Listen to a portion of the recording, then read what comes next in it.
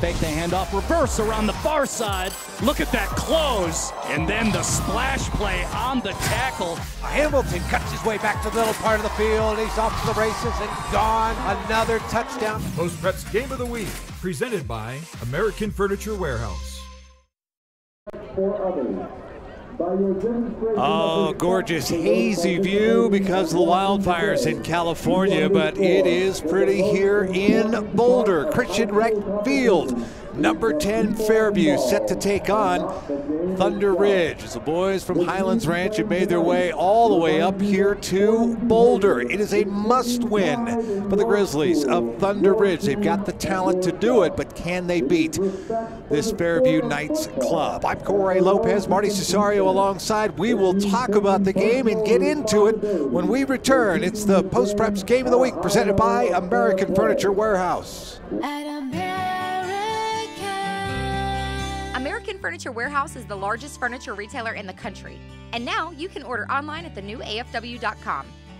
Shop the largest selection of living room, bedroom, and dining room collections, all right here at the lowest prices. We'll carefully pack and ship your new furniture directly to your home, where our own professionally trained drivers will set it up for you. We can deliver almost anywhere in the U.S. in our own fleet of trucks. Shop online with nationwide delivery at American Furniture Warehouse. Got an idea you think would make a great story in the Denver Post? Submit it at denverpost.com/news tips.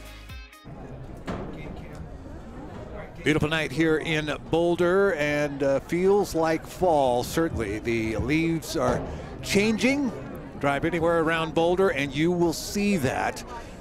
Snow on the ground earlier this week, but certainly is going to be a beautiful night for football. Welcome back, everybody. I'm Cory Lopez.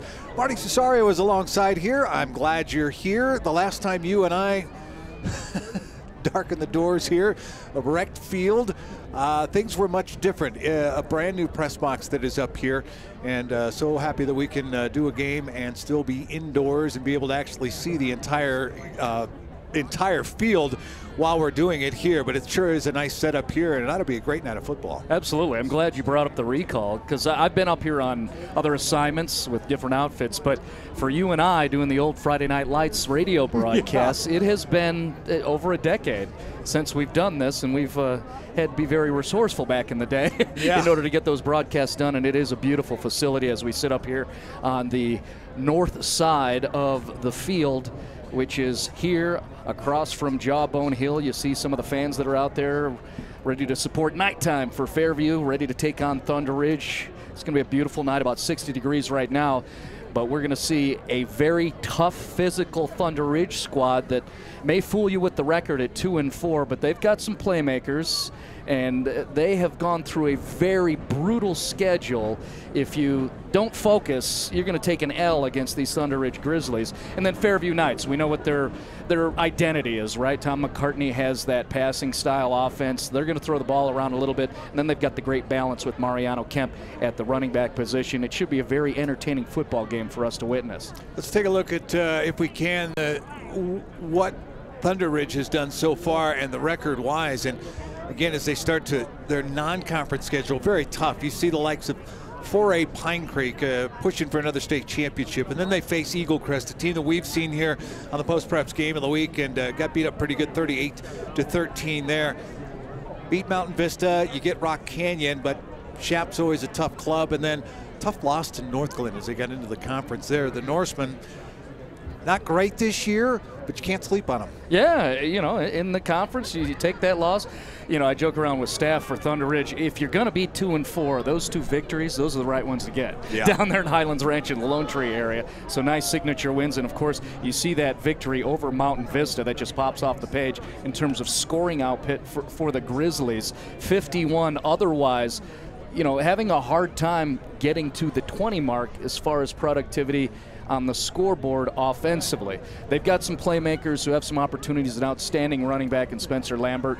Some wide receivers that seem poised to support their young quarterback, and otherwise a salty defense they can get around. So, Thunderridge, again, don't be fooled by that 2-4 as we're midseason. This is a squad, depending on what that RPI, abacus, computerology, whatever, they might have an opportunity to make the playoffs with, as Coach says, a less than stellar record.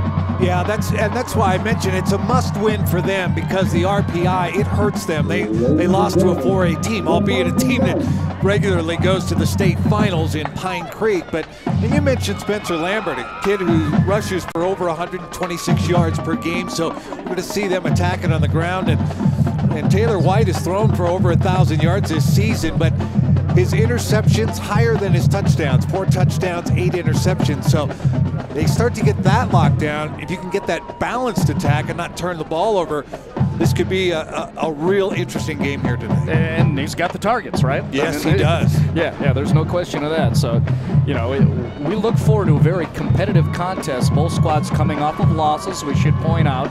Fairview losing to Columbine, and then Thunderridge, as you recently scrolled through, lost that game against North Glen.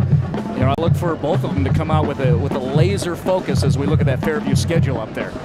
Yeah, the loss you mentioned to Columbine, the only loss they had, a nice little 5-game win streak. And you start off on the road at Horizon, you play at North Stadium, and then you come back here, you win your rivalry game in a big way, 57-20 over the Panthers. Rocky Mountain always tough, but you get the win there in Fort Collins. This is a battle-tested team coming in here. Had to sting a little bit to lose to Columbine 35-14. Well, Fairview's in the toughest Class 5A conference in the state, and you can't argue that, okay? If you want to bring it, go ahead, we'll sit down, we'll have a talk, okay? But when you talk about some of the squads in their conference with Mullen and Thunderridge, and you throw in Columbine, who they just took a loss to, Fairview's got a lot of work to do as we're in the conference schedule, which is where we are at in the 5A 2017 schedule. So these are the moments where you got through and progressed through the non-league, and now you got to meet these conference foes, and you got to string together wins, because again, there's those elements of RPI and playoff seedings that are on the horizon. And in the case of Fairview, they are always in the mix to be considered to make the playoff brackets. Tom McCartney's program does not miss the playoffs, so that's where they're thinking as they progress forward. Yeah, the Knights, again, get a win here tonight. You don't want to put the cart before the horse, but then you've got to go to Mullen next week. That's another tough game that is coming for them. So we've broken down the teams. We're going to break down a little bit more of the players as we get set to take a break here. Our national anthem is coming up shortly, but we want to remind you that post-preps game of the week, each week before the game day that rolls for you, and that is Kyle Newman. We're going to hear from Kyle coming up at halftime, and we remind you, as you're watching us live on Facebook, make sure you share it with your friends out there. Let them know. It's going to be a great matchup between Boulder Fairview and Thunderridge. And if you have any comments or questions for Kyle or for us, you can certainly do that on our live Facebook page. We'd love to have those. We'd like to be able to interact with you, and not only you here in Boulder or down in Highlands Ranch, but really all over the region, all over the state, and in some cases all over the nation. A lot of folks tuning in to watch some pretty good high school football, certainly. So the teams starting to make their way out here. Boulder, Fairview just making their way over on the track, so they'll be out here in just a moment. I say must win. I think for Fairview, though, I know that Mariano Kemp had a little team meeting after the loss to Columbine. Got the players together and said, focus and practice every snap. If you're not in, take mental reps.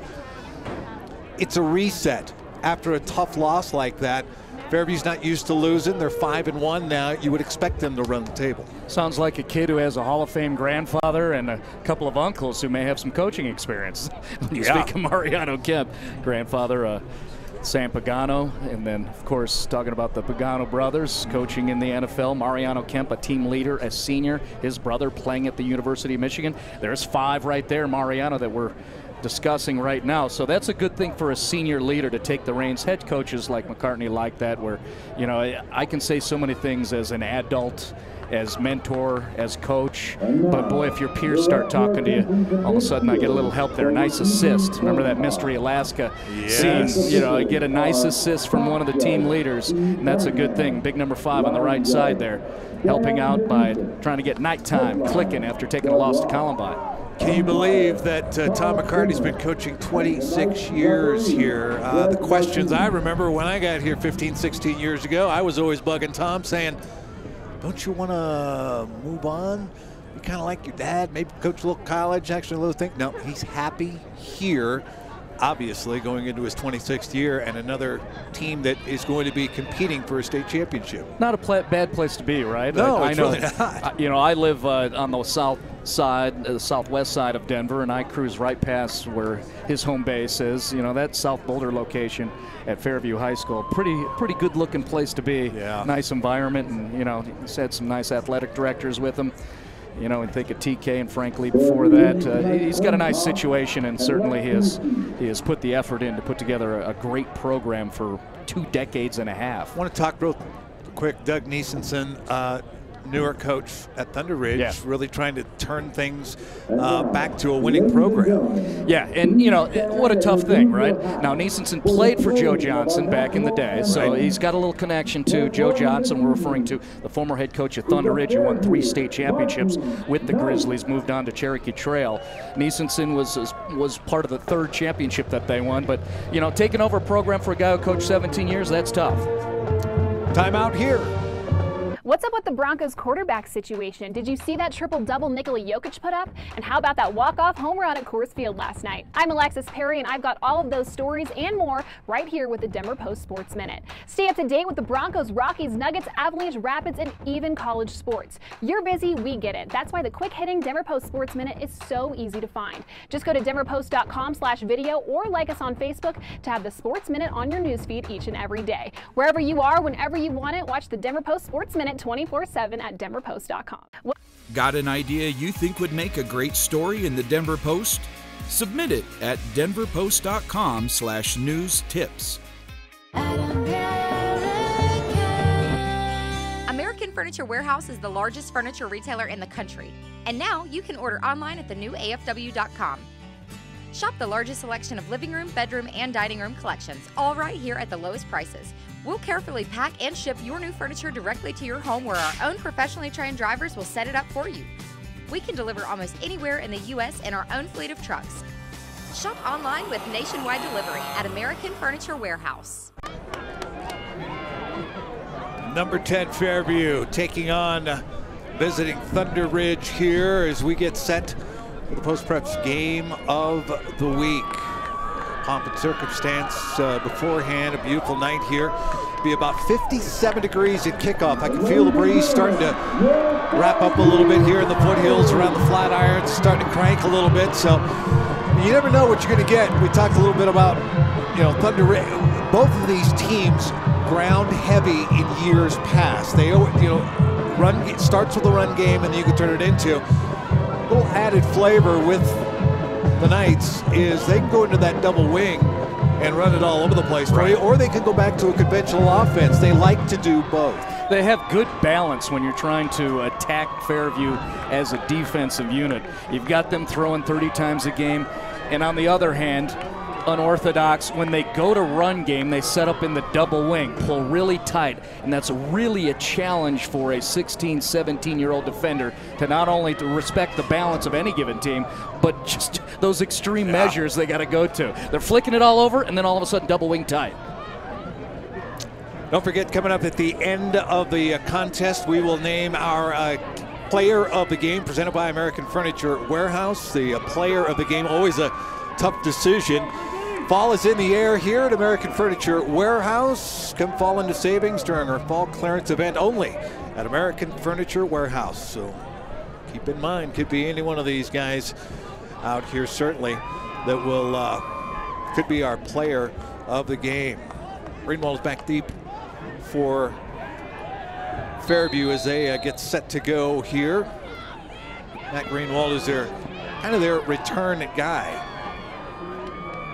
Andrew Bookman ready to kick it off. Visiting teams wearing the white, that's Thunderridge with the green numbers outlined in blue. The kick going to be taken right about the goal line, and Greenwald runs into a host of defenders up to about the 20-yard line, and that's where Fairview will start. I believe Thunderridge won the toss, deferred to the second half, so the Knights' first opportunity offensively. And now we get a look at that wide open offense. There's a couple of those wide outs. There's Mariano Kemp, number 5 there, and out comes the quarterback, Aiden Atkinson, the sophomore receiver, who won the job and has kind of shown and earned confidence from his head coach, Tom McCartney. Been playing extremely poised. You know, coach says, I can't determine where the ball goes, so I got to trust this guy. Well, number 10 is doing a pretty good job for the Fairview Knights. That's part of why they're sitting 5-1. Just a sophomore. The quick throw is going to come here to the near side, and a quick gain of 6 yards as he finds his receiver on a quick slant. Bryce Jadens with the catch.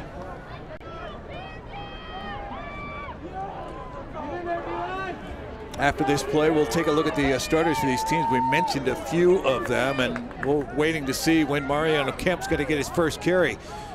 He's on the right hip there of Atkinson. Snap to Atkinson, quick throw, quick release, hit, but caught over on the far side over there. And again, he finds Desjardins with the catch there, but it's going to be short of the first down. Let's take a look at those starters, and we'll start with the offense for the Knights. We've named 2 guys off, but it's quite a list of guys that he can find out there in the receiver core. Desjardins is the lead receiver, has the stats, but any one of those guys can be making plays. I talked about Atkinson, the quarterback, Kemp, the running back, and then you've got those big boys up front. 4 returning starters on that offensive line. So that's a veteran group up front protecting the quarterback and occasionally blasting holes for Mr. Kemp in the run game. Yeah, absolutely. So here we go. Big third down coming up here. Third down and about 3. They got to get to the 31 here. And there they go.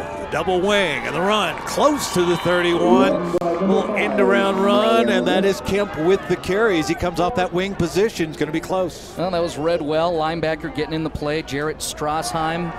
But Kemp doing a nice job just making a subtle cut to get to the outside. Here's the Thunderridge defensive starters. I just mentioned Strassheim, who's really their lead linebacker. They got a pair of excellent inside linebackers, including 2-2 right there, Ethan Frazier.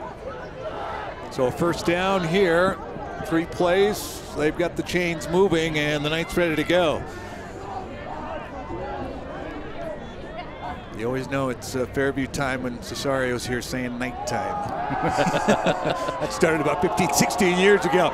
Going deep, got a man there, and it is caught down at the 25-yard line. He finds Blackburn deep.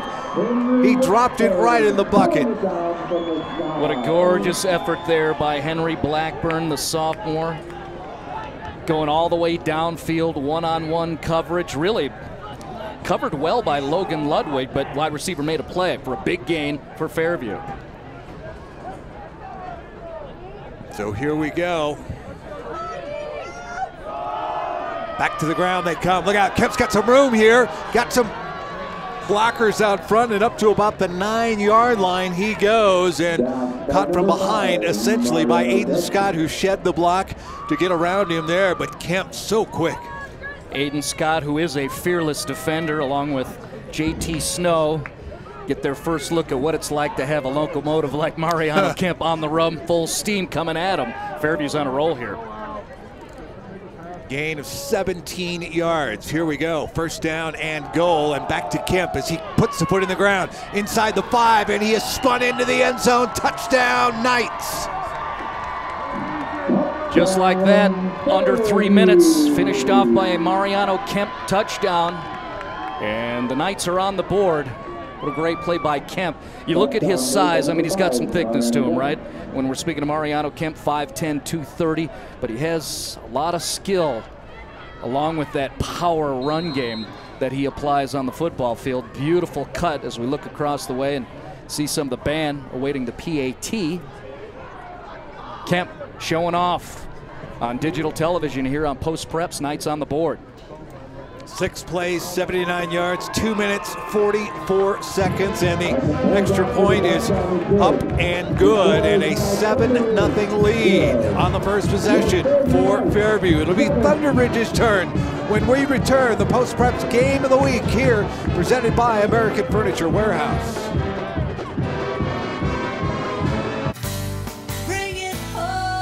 Largest showrooms and best selection, today's American Furniture Warehouse has something for everyone. We carry hundreds of accent chairs, stools, and recliners at prices that you've come to expect from American. If you haven't been to one of our 14 locations in Colorado or Arizona, come in and take a look. Or shop online at afw.com and we'll white glove deliver into your home and set it up for you. American Furniture Warehouse, the lowest prices anywhere. Watch new episodes of Post Preps TV with Kyle Newman every week at denverpost.com/preps.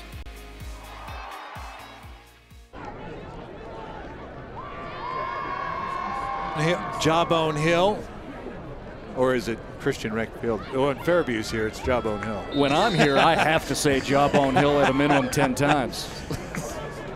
Boulder High School is just off to the north of us here. Fairview ready to kick it away after the sixth place 79-yard drive, capped off by the 9-yard run by Mariano Kemp. So Shoe with Pelt's roll will kick it away deep, and this one's into the end zone. So a touchback and out to the 20 is where it will come. Taylor White ready to take the field. There's Aiden Scott. And he is their return man. Whoa. Caught by the turf monster there. He's up, he's okay. Nice work. Jake Sheeran actually asked the umpire if he was okay there. Like Ethan Villarreal, the linebacker for Fairview. You good? You all right? Yeah. That was entertaining. All right, here we go. First down and 10 from the 20-yard line. Taylor White. White will keep it himself. Fake the end around and up into the air. A vicious tackle, but a vicious tackle of 6.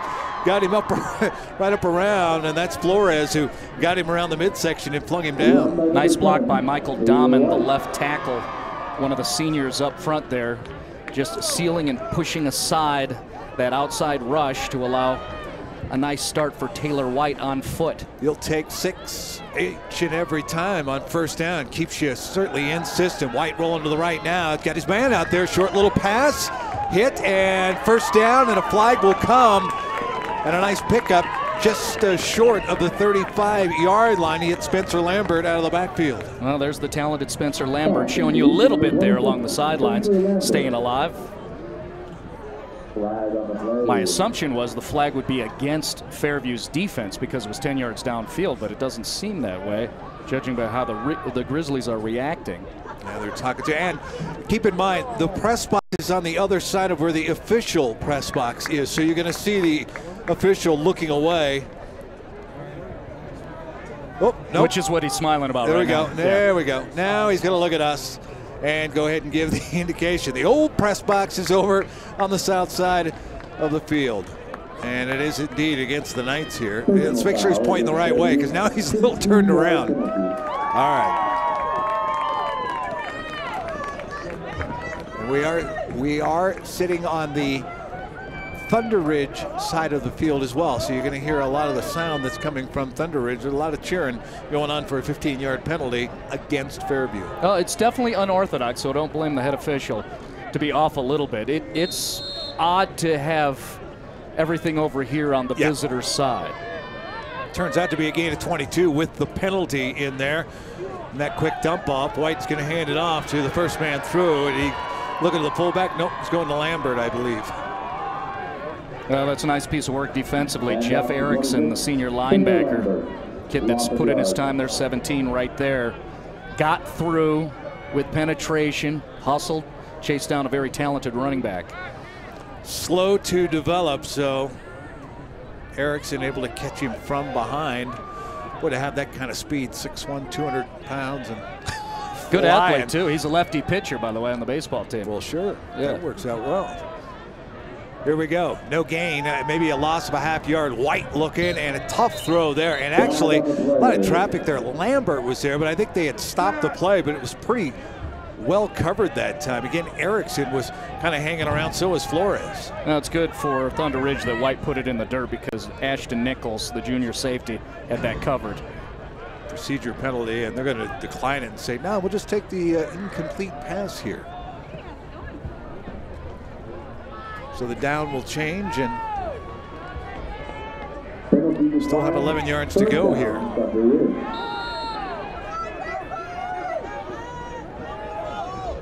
Third and 11 here.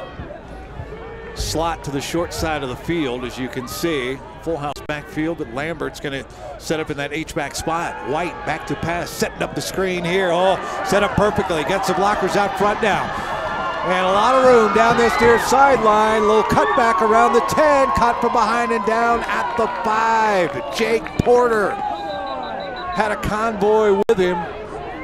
I see a flag back at the 34-yard line, though. Coaching staff's not happy for Thunderridge. Great effort by Spencer Lambert. Good job by the center, Jackson Mitchell, getting downfield, applying one of the blocks. You'll see it in the replay here.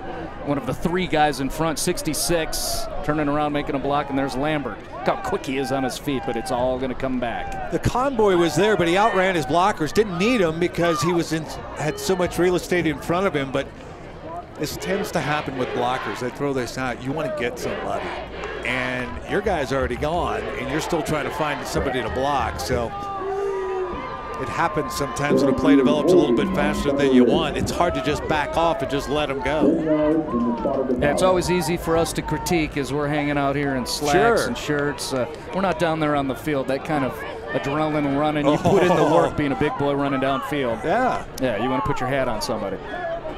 So it's a spot foul here. It'll go back to the 44-yard line, and it brings up what will be a 4th down. So the chains started to move, and they probably shouldn't have. Well, one of the chains moved.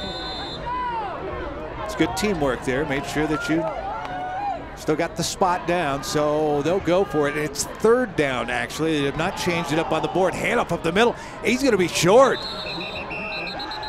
Fairview put 4 on the line, brought up Blitzer. Oh, they might have lost Erickson. the ball.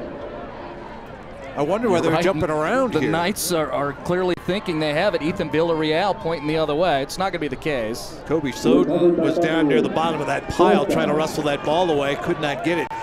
Now it is 4th down. There's a replay. It's that late scrambling that goes on. You got 3 guys there in the back that are pointing, saying the ball was fumbled. No gain there, and well, no turnovers. So for Thunderridge, they're kind of in that no man's land. I mean, you're not going to kick a field goal from here. I mean, that's a 60-plus yard field goal. So out comes the punter.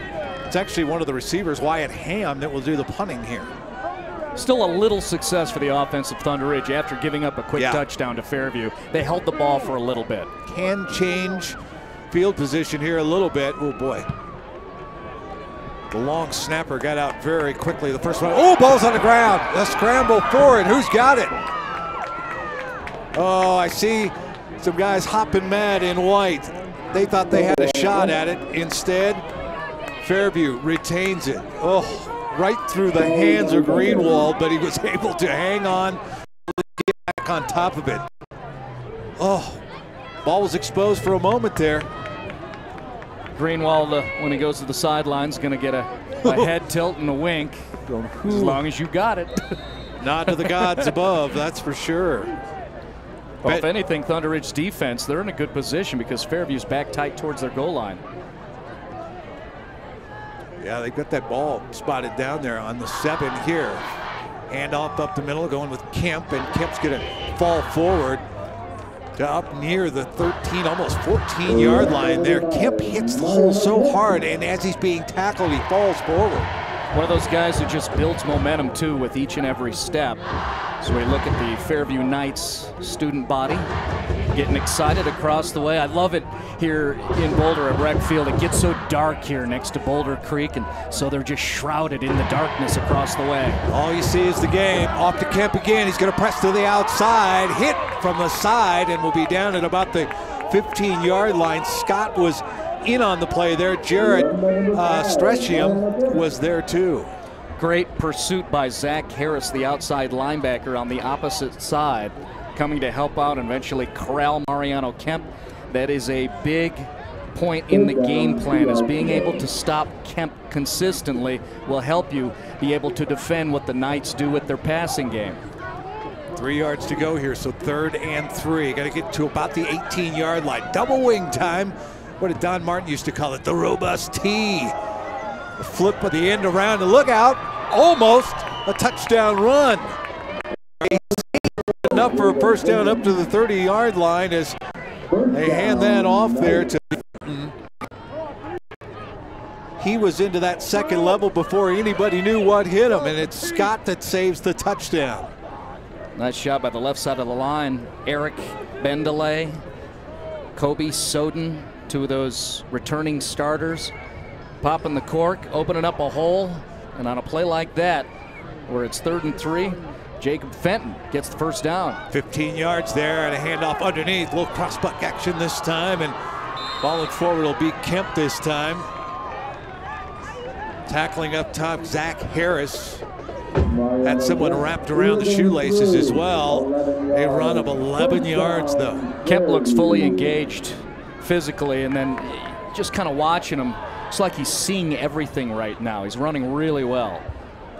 Aiden Atkinson, the quarterback, running things so far to perfection. Atkinson not afraid to put the ball in the air, 1,600 yards so far. He's got 14 touchdowns, so he can do it and likes to go up top. Finds a man who steps out of bounds over there, Greenwald. The ex-receiver, Greenwald. Like to see that after bobbling the kickoff. Behind the defender, and great recognition on the part of Aiden Atkinson. You see him far side, sideline. That's how the route was designed. I trust my coach. He's been doing it for a while. And I trust my receiver. He's wide open, and they make the connection. 21 yards on the pass and catch to Matt Greenwald. Shotgun time again here. 4:31 to go in the first quarter, and Fairview driving, trying to get back into that red zone. Already up 7-0. Quick throw. Desjardins with the catch there, and quickly snuffed out by Feld. Get a good look at one of the linebackers for Thunderridge, Trevor Feld, the senior. His eyeballs moving around right and left, trying to get an eye on what are the Knights doing right now. We need to make stops. In this case, shifty eyes works just fine if you're a linebacker. Absolutely. 3 yards on that pickup there. 3rd down and 7. Pump once, fire over the middle, and caught there for a first down inside the 25-yard line. Miles Martin makes the catch on a cross, and great toughness, presence in the interior running that route. Collects the football, knows he's going to get hit a little bit. It happened, but a first down pickup, or close to it, for the Fairview Knights as they're rolling again with a 7-point lead. Yep, moving the chains here. They got it to the 25, just across the 25. That's all they needed. 8th play of the drive here. And off to Kemp they go. Kemp trying to bounce to the outside, nothing doing. He'll be wrapped up right there. Stepping up big time was big 5'5" Noah Sporer. Is that 3-4 guys? Yeah. Trying to drag down Mariano Kemp. Lost a yard. There's Sporer coming over to the sideline here. Bring up 2nd down.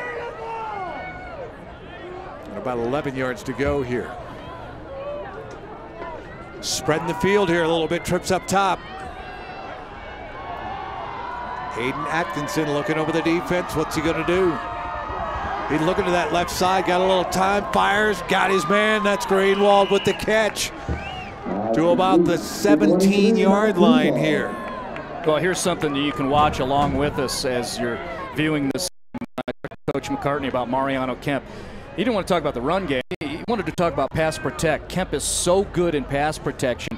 He picks up a near side rusher very easily, and that saves time for Atkinson to make the successful completion. 3rd and 3 coming. Here comes the double wing. Watch closely to see what happens. Kemp, oh no, he'll make the flip back inside the 5-yard line, and he spun down to about the 4 there.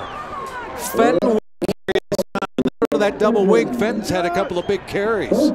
You know, it's fun because at high school level, you get your first time when you have an assignment, and talk a lot about Kemp and all sorts of skills players, but you find out new things that you hadn't talked about, like Jacob Fenton. What a nice change-up back, so to speak. He runs powerfully and has nifty feet. There he is picking up a first down, sets up 1st and goal. Got him on the 4-yard line, double wing again.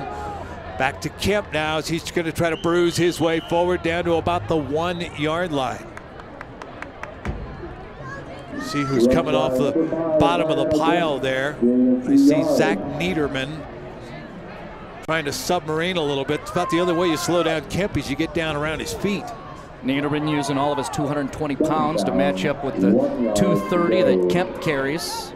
1 yard to go. Fairview trying to go up by 2 scores here in the first quarter of this football game. 2nd down and goal, 12th play of the drive. Back to Kemp, got some just enough room as he falls over the goal line into the end zone for Fairview's 2nd touchdown of the night.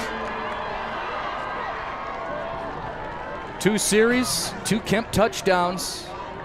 Nice beginning for the Fairview Knights. A lot of that because number 5 as you look at the replay. Run of 9 and now a run of 1, and boy, how about that block? We'll give credit where credit is due there. That's Tyler Banks. It was kind of holding that edge for him. I know holding's not a good term for an offensive player, but let's say setting the edge. Well, I like your eye too, because that's who I saw was the fullback leading the way for Kemp. Allow the touchdown, and now the band goes crazy. They're up 14-zip. 93-yard drive. Took them 12 plays. Break here as Fairview goes up 14-0 on Thunderridge. It's the Post Preps Game of the Week presented by American Furniture Warehouse. Want to be part of the next Post Preps TV broadcast? Pull out those phones. If you've got video of an amazing high school sports highlight, we want to see it. Send it to us so you could be featured in the social spotlight segment of Post Preps TV. Tweet it to us at Post Preps or at Kyle Newman DP, or send us a message on our Facebook page. Your clip might make the cut and be featured on the next episode of Post Preps TV. Colorado's news, wherever you are, whenever you want it. Watch it online 24/7, denverpost.com/DPTV. Don't want to miss any of our Post Preps TV broadcasts? Like us on Facebook and turn on page notifications at facebook.com/postpreps. Christian Rec Field here. We're in Boulder. Cory Lopez and Marty Cesario here. I'm giggling at the placard across the way. I'm not going to repeat what it says. But I can say that does involve a couple of players out there. Sure. One of them's Tevi, and the other one, I believe, would be Jay. Those high school students, they are creative, aren't they? Good stuff. Kick. Ooh, just broke the plane. Aiden Scott wanted to bring that one back, but instead, it'll be first down and 10 from the 20-yard line. 12 plays, 93 yards for Fairview for that 2nd touchdown, a run of 1 for Mariano Kemp. Good start for the home team.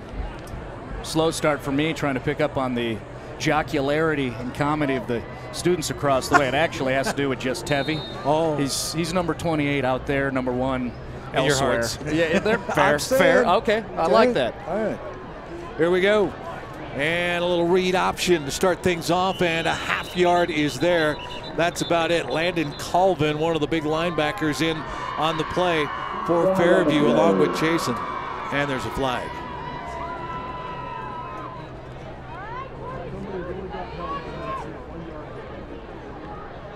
Well, half the distance we go back to the 10-yard line here.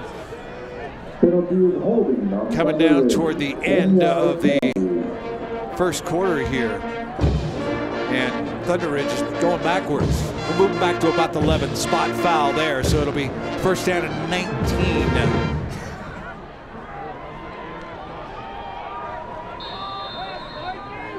Okay, Lambert on the left hip. Taylor White.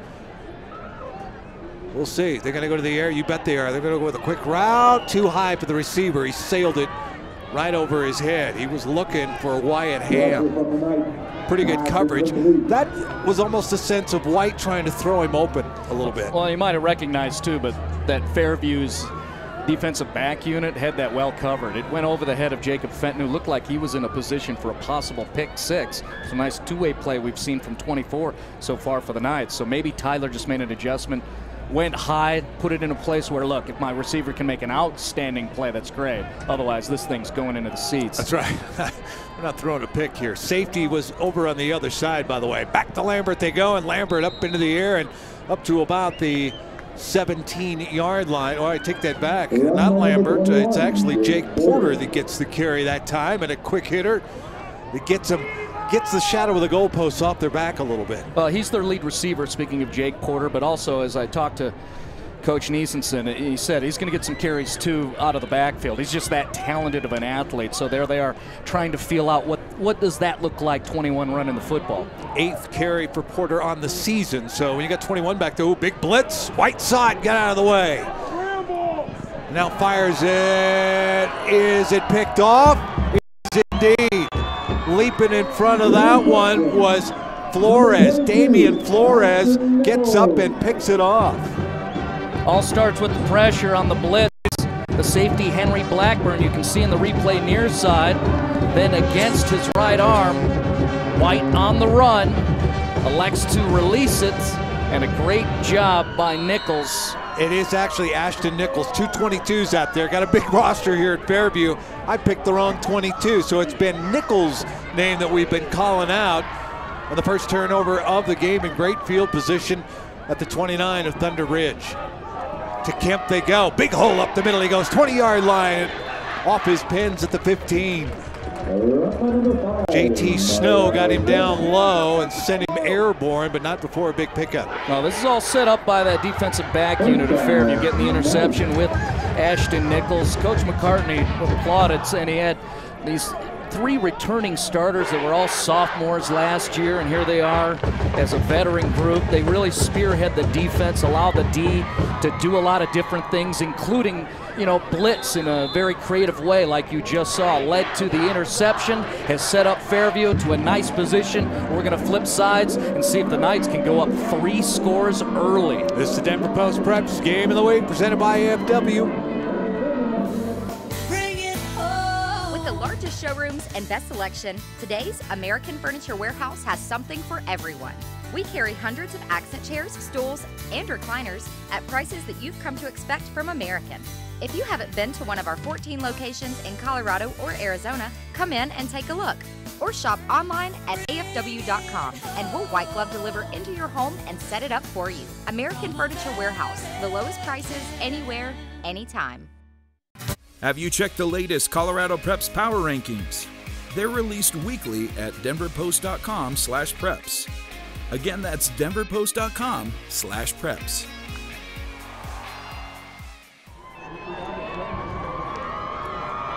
Post Preps Game of the Week presented by American Furniture Warehouse. We're going to flip sides here. First down and 10, and in the red zone come the Fairview Knights. Thunderridge defense reeling a little bit. This is a quick change for them after the turnover. They're going to have to bow the backs. Yeah, tough position for the Grizzlies to be in here. They've been playing fairly well with a good mix of defensive line rotation. Going to Kemp. Kemp somehow finds his way back to the original, or at least the line of scrimmage there, right in the arms of Robin Tacciano. Tacciano along with Ethan Frazier there, but he still was able to get back to the 15. So the senior nose man, Terciano, makes the play there. He's a 3-year starter, one of those veteran guys up front.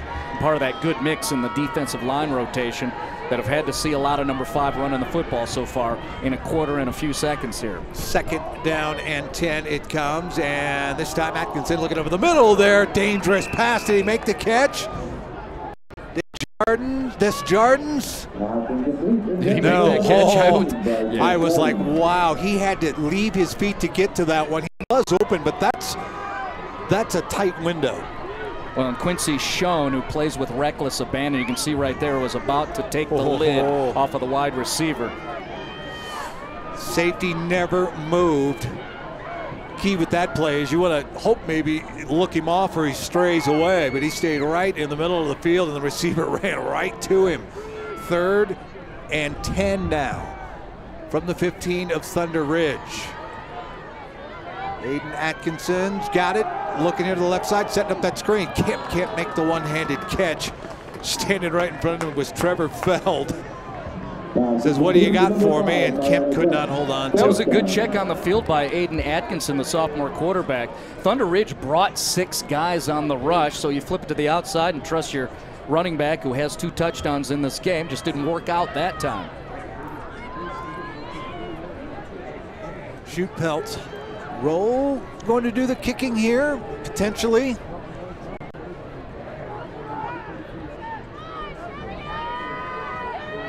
Yeah, that's Tevi. Shuet Pelt Roll. Shuet Pelt Roll. That is one of the longest last names we've seen. The kick from 32, up and good. Well, there you go. Now you got to call his name out one more time, and coach says it's cool. Everybody just calls him Tevi. Shuet Pelt Roll. We'll do it one more time here. Ready to carry it over and kick it off here. It's a 17-0 lead with 11:16 to go. Break here, and we're back. It's the Post Preps Game of the Week presented by American Furniture Warehouse. What's up with the Broncos quarterback situation? Did you see that triple-double Nikola Jokic put up? And how about that walk-off home run at Coors Field last night? I'm Alexis Perry, and I've got all of those stories and more right here with the Denver Post Sports Minute. Stay up to date with the Broncos, Rockies, Nuggets, Avalanche, Rapids, and even college sports. You're busy, we get it. That's why the quick-hitting Denver Post Sports Minute is so easy to find. Just go to denverpost.com/video or like us on Facebook to have the Sports Minute on your newsfeed each and every day. Wherever you are, whenever you want it, watch the Denver Post Sports Minute 20. Got an idea you think would make a great story in the Denver Post? Submit it at denverpost.com/news tips. Christian Wreck Field and a 17-0 lead for the Fairview Knights here at home. Thunderridge turned the ball over, an interception in their own territory, and well, the Knights able to make them pay. Good job by the defense, held them to a field goal here, but that hole getting deeper, Marty. I think it'd be fair to say now they get the benefit of a short kick, just squibbing it across the way, to where they'll have some better field position, definitely compared to last series where they started off at the 20, took a holding penalty, went back to the 11-yard line. So a little bit more position to work with for Taylor White and his offense. As we got a good look coming off the field was Aiden Scott, the cornerback, but now the Grizzlies offense has to get to work. My scoring summary, all the explosive splash plays have an F to the left, meaning they're for Fairview. Yes, indeed. Here we go, handoff, trying to get Lambert going here as he bounces to the outside and will slip a tackle. Nice gain of 9 into the arms of Banks. He will fall, but a nice pickup on first down. Start to wonder, considering the position Thunderridge is in, for a team that's trying to find some different playmakers, distribute the ball more evenly and away from Spencer Lambert all the time. Maybe really you just got to go to your go-to, which is 26 Spencer Lambert. You see how talented he is. All right, here we go. Still a lot of time left here in this second quarter and in this first half. White will give it to his running back, but nowhere for him to go as the Knights come in. Lambert again and Banks all over him to start things off. A lot of black jerseys there. Well, near side edge, great run support by the junior defensive end, James Masciarelli, doing a nice job, and a couple of other black jerseys getting in the mix. Are we at a point where it's 4-down territory, or is it way too early? I don't think in this field position. Got a 3rd down and 1 coming here.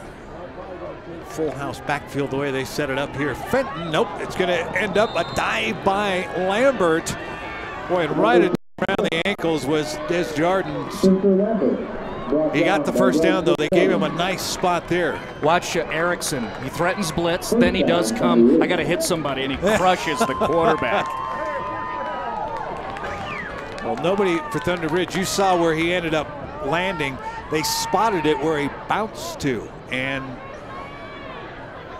the Grizzly fans are happy with that. Up under center goes White now, and a little play action, the bootleg, and got their man at the 35-yard line. The quick hit to Fenton out there. Pretty good coverage that time, as you saw Sheeran there, but again, the kid's got a hose on him there, and White got it to him quickly. And it's a good thing too, because Jake Sheeran did a great job reading that play to where he really had to make a decision. Am I going to try to get ball or just tackle the wide receiver immediately? He chose to go ahead and make the tackle. Hit him right as the ball arrived. 2nd and 5. And the read option. Look out, Lambert's got some space now. And he'll be wrestled to the ground on the far side as Nichols held his ground and makes the tackle. Starting to see Lambert light up.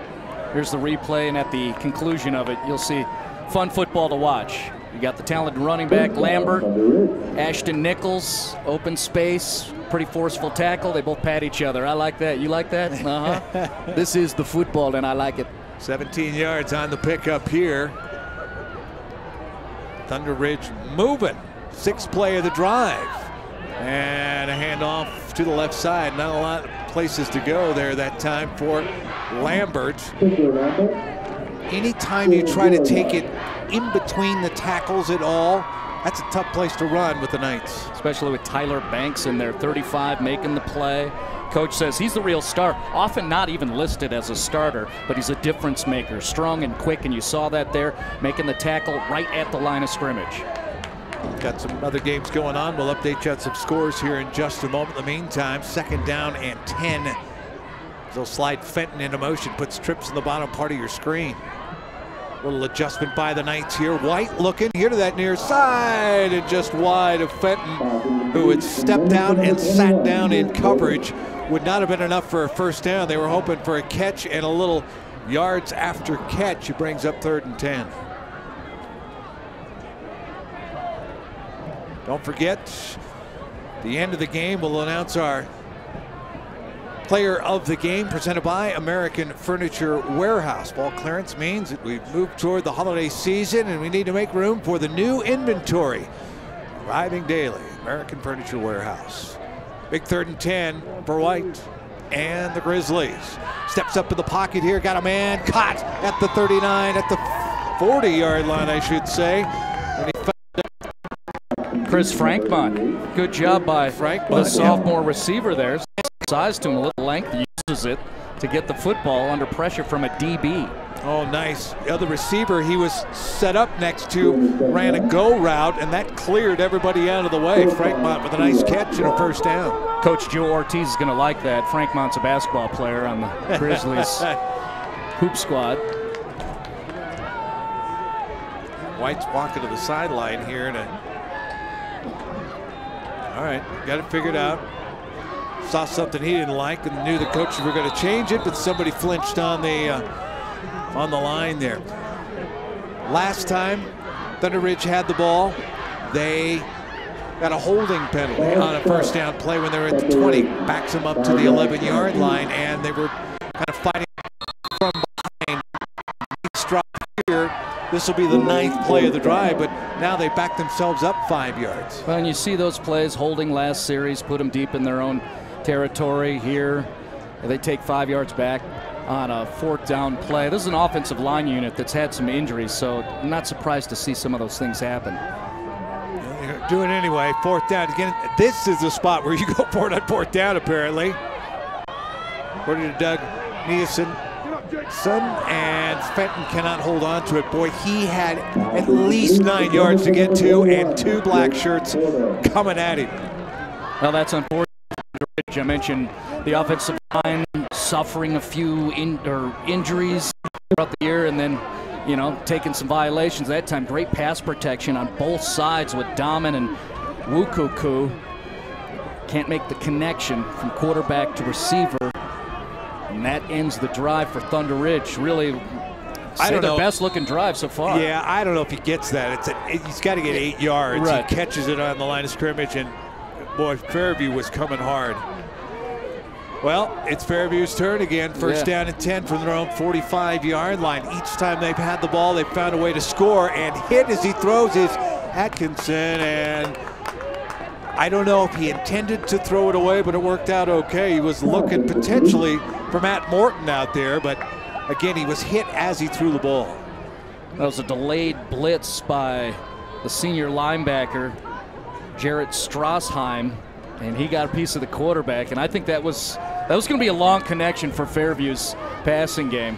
But Jarrett able to get in there, get his helmet into the chest of the quarterback, and that's why you saw that flailing duck downfield. Under 7 to go here in this first half. Don't forget halftime. Kyle Newman, the Denver Post Preps sports editor, will join us. Nice flip over the middle, and the catch there made by Roll.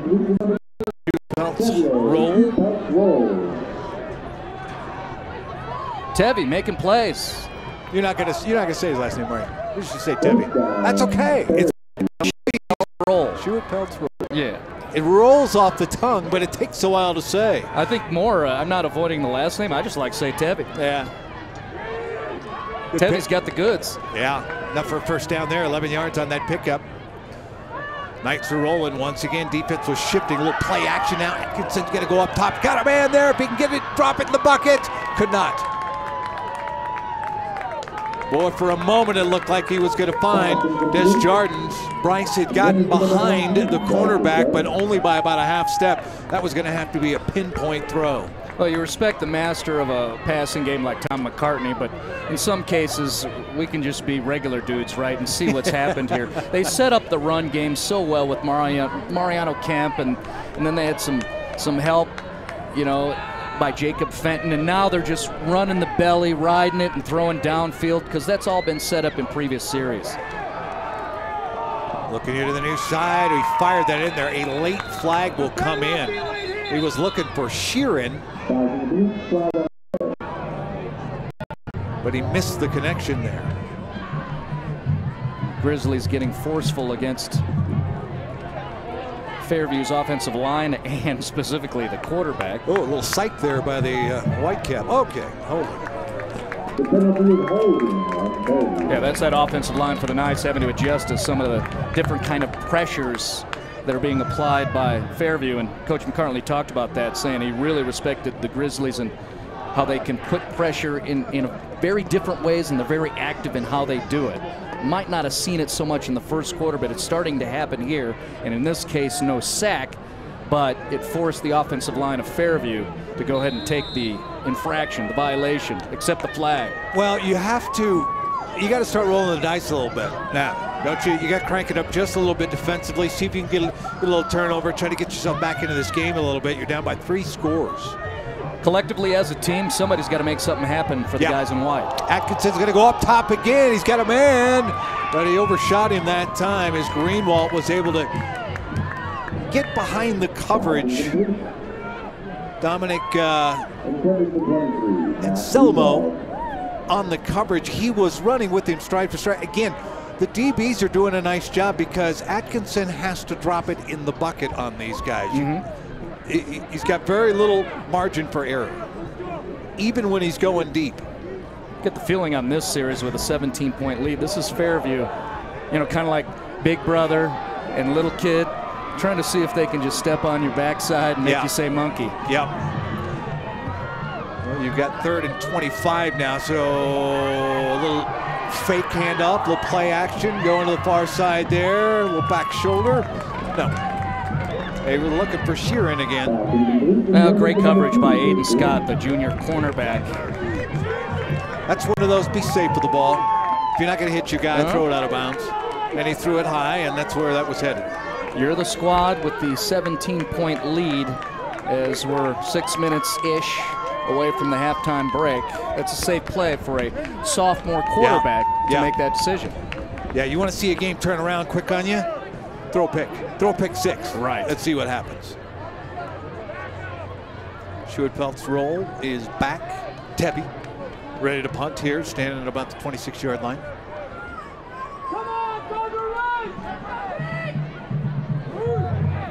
Oh, special teams, always fun to watch. A little rugby-style kick. Punted away from coverage down there. Keep it away from Scott. Well done inside the 10. Right at the 9-yard line. I'm still getting used to that. 75% of the punters at the high school and college level now are rugby style, it seems like. And you always wonder, oh, it's a fake. No, it's not. He's rugby style. Yeah.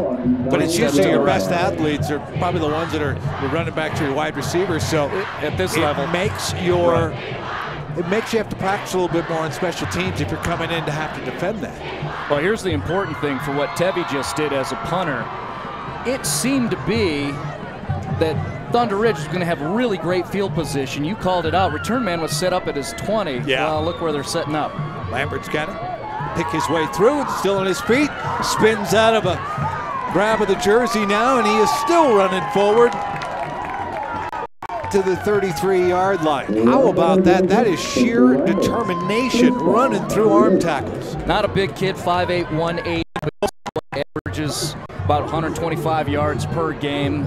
Just can't bring him down unless you bring a couple, and you better be forceful about it.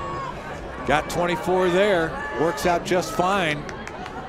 Now they're driving inside of 6 minutes to go in this first half. Big possession here. White throws at the feet of his receiver, and well, I think you could throw a flag at either one of them. A little floppy by Wyatt Ham there too.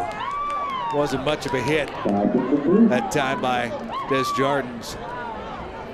I've run into people in the high school halls harder than that. Are you kidding me? Yeah, he got tapped and thought, well, let's see if we can get a flag.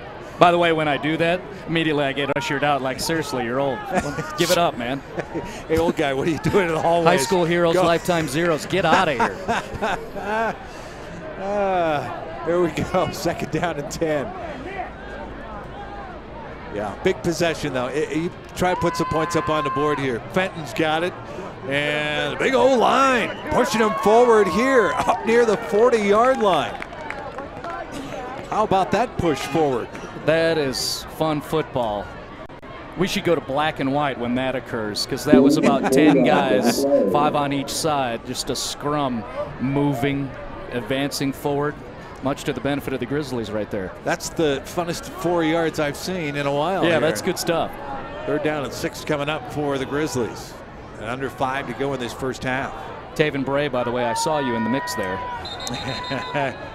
Big lineman. First time out.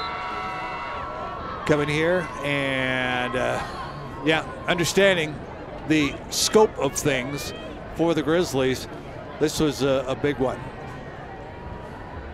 Post Preps Game of the Week presented by American Furniture Warehouse. Come by, check out our vast in-stock selection of accent chairs and recliners. Perfect addition to any living space, whether you need additional seating or just a pop of color. We have exactly what you're looking for and at affordable prices. Go to afw.com or stop into one of the 14 locations. All right, we're rolling on a Friday night here, and there's a few games underway. Yeah, well, look, within the conference for these two squads, last night Columbine drilled Mullen. That was a very impressive performance. The Rebels winning 41-24. North Glen sitting at 5-1. How about those Norrs? They have a 3-0 lead over Mountain Ray. Checking some other scores.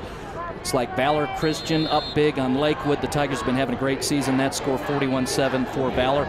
Doherty over Arapahoe 7-0 right now in the first half. I wondered how that'd go for Lakewood there. And Valor's very talented, maybe better than the last 2 years. And a catch here on the near side.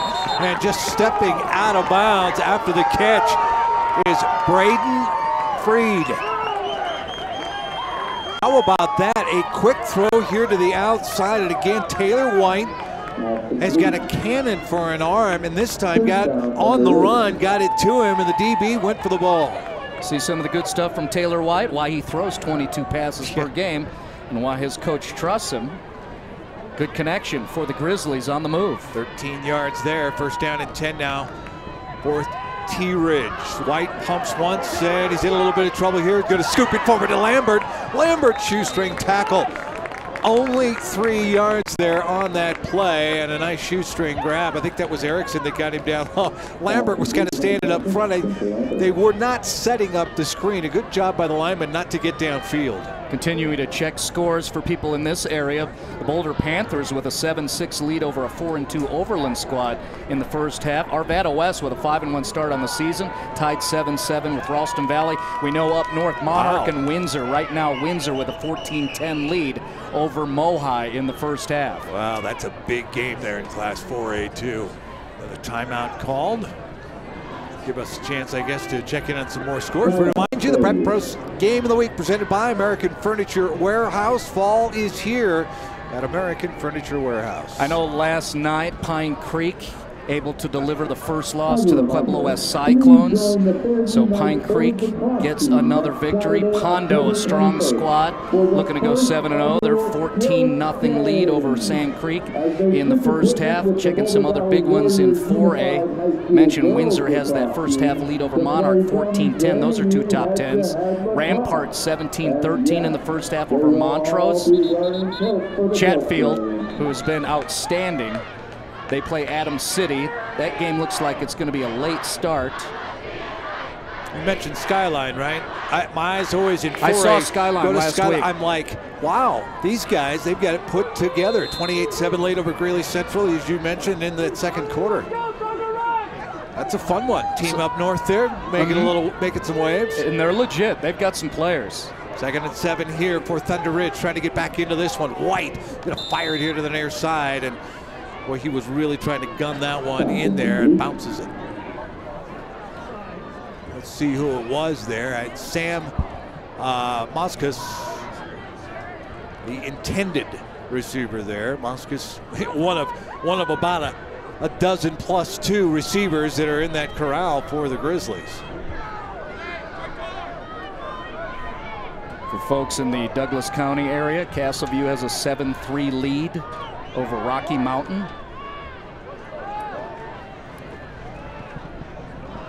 Run here to the left side, and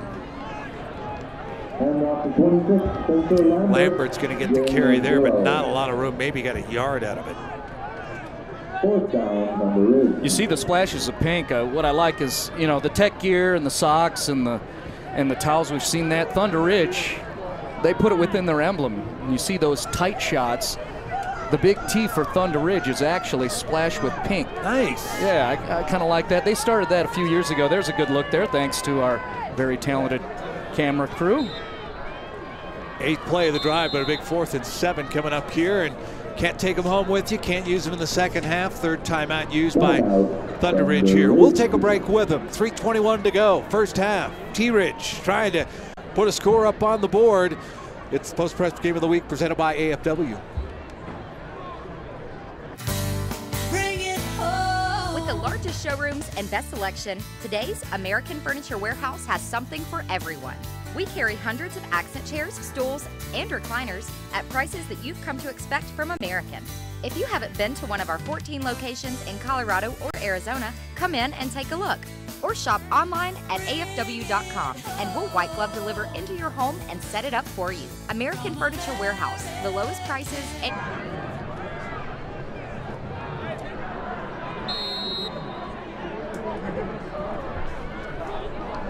Coming up for you. Oh, we got some good ones here. Hey, we're going to be down around Highlands Ranch coming next week. Doug Cope game, Shep, Rock Canyon. Good stuff. Good stuff. The Chaparral team has my interest.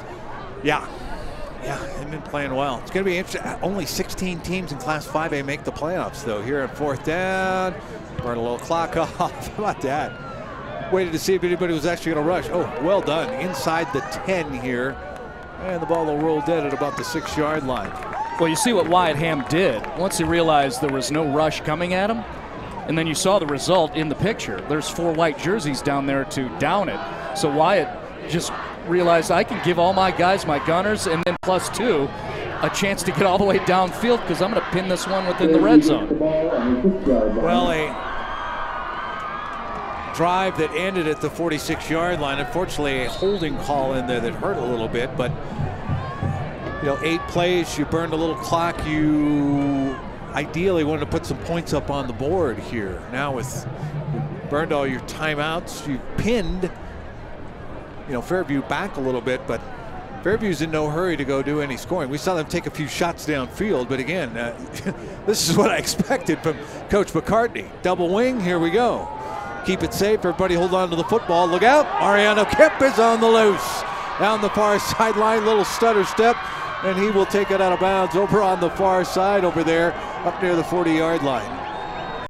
Oh, sure, let's be conservative, hand it off to Kemp, and away he goes. Couldn't be more exact on what you did not want to have happen as We look at the replay here. They go to the so-called conservative double wing, and then they bust the big run. And you know who makes a great lead block once again? There's Tyler Banks. Just sealing somebody out so Kemp can step through and then make the long run. What a way to get out of there for Fairview. 31 yards on that carry, double wing, and Atkinson looking to throw and go up top, looking for his man there, and a little contact, but they will let it go. Well played that time, Logan Ludwig on the coverage of Matt Greenwald. DBs are playing well for Thunderridge. Well, they better be, because they are taking shots on them a lot. Fair point. Yeah, you wonder how but many. They are. I agree with you. How many true shots downfield? It's got to be 6 or 7. At least. At least in the first half. Yep. You know, it's say 25 yards plus as we get a good look at one of those DBs, Logan Ludwig, who made the play there. But they're step for step with those wideouts for Fairview. You mentioned early on the run was setting up the pass. I think that the pass is going to set up the run here eventually. Oh boy.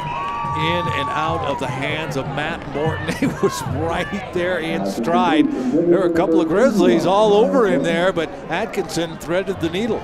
Well, it's one or the other. And the play design, talking of the game plan for Coach Niesenson and his Thunderridge defense, and he likes his DBs, is they were going to disguise coverages. So it could be a little bit of that that's confusing Atkinson. And then, of course, like we said, some really nice play on the part of those defensive backs. They're down 10 here. Taking a couple of shots. Now you got to try to get 10 yards to keep the chains moving. May just give it right back to Thunderridge here. Atkinson throws over to the far side and a leaping catch. Scott with the tackle, but Desjardins gets up in the air and makes the catch and moves the chains. It's a nice adjustment. As we look at the replay, what do you do? And you're seeing some pretty good coverage on the part of the defensive unit. You cut the field in half. There's nobody on the other side because that's the boundary. So then you trust your wide receiver to make a play, you deliver a nice throw, and they make that connection downfield across the 50-yard line. 14 yards there on the pass and the catch to Desjardins. Long wait, here we go. Atkinson, quick throw over to the other side, in and out of the hands. Wasn't coming that hot, but I would imagine that Morton was thinking about turning and running and could hear the footsteps of Scott coming over. Twice in a row, working the far side cornerback, number 4. You can see top of the screen, Aiden Scott going after the junior. One time allowed the reception. This time, no go with number 4. Second down 10 here from the Thunderridge 49-yard line. 3-score lead. They want to add on to it here. Atkinson pumps once, nothing deep. He's going to keep it himself now, and was thinking about sliding, took a pretty good pop up high, got to the 43-yard line. There is a flag. Great pickup on the outside blitz to the near side here. Eric Bendelay, the senior left tackle. I'm not sure. It can't be him because I was keying him. Yeah. But it looks like it's definitely called. But you can see in this replay, look at 72. He picks up that near side blitzer. Oh, I know where it was. It was somewhere in the interior. Saw a jersey get pulled. There you go. When the numbers get stretched a little bit, that's a pretty easy call to make. When we can make it from the booth. 2:29 to go here in the first half. Knights' first 3 possessions, they scored, but had been shut down. Thunderridge ended up having to punt, pinned them back at the 6-yard line, but here they are. The Knights with a long 2nd and 22. They just should keep the ball, whether they score or not. Aiden Atkinson, the sophomore quarterback, leaning over to Kemp there. Yeah, he's going to give it to him there on the outside, and Kemp can't shake the tackle down below, and well played. Trevor Feld got in there and got around the ankles and waited for help. Good work by the senior linebacker, Feld, 44. You're looking there. You know, Fairview scored all their points within the first 13 minutes of this football contest. Seems like the defense of Thunderridge has figured some things out. Maybe they made some adjustments, maneuvering around, whether it be coverages, the way they're blitzing. But they have done some nice things in terms of stopping the Knights so far. Under 2 to go. Come fall into savings during our fall clearance event, only at American Furniture Warehouse. Post Preps game of the week. Atkinson all day. Found his man in the 2nd level. Desjardins with a first down to the 38-yard line. Well, I teed up the passing game for Fairview there, applauding what Thunderridge was doing defensively. Well, although there was a flag on the field. Day. Yeah. The DBs are not going to be able to cover that long. That's fair. I just thought, oh man, somebody's going to come open eventually, and Atkinson spotted it, but here's why he had a little extra time, I guess. The holding call. Well, most the line unit of Fairview, and you look at the replay, Bendelay, Soden, Colt Futter, Sheffley, but one of them committed an infraction, and hey, in the end, what are the final results?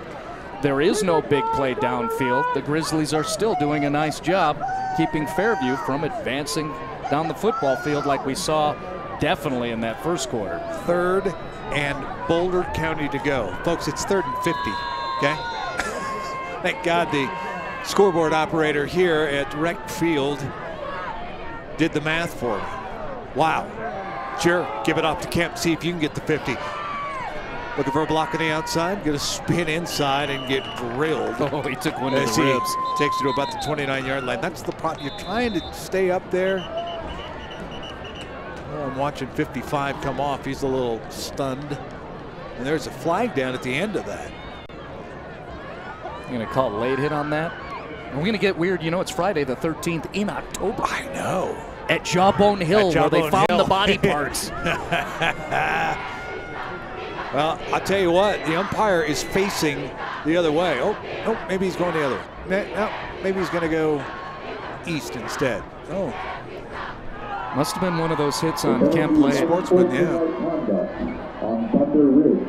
Okay, we can hear the PA, unsportsmanlike conduct. Yeah.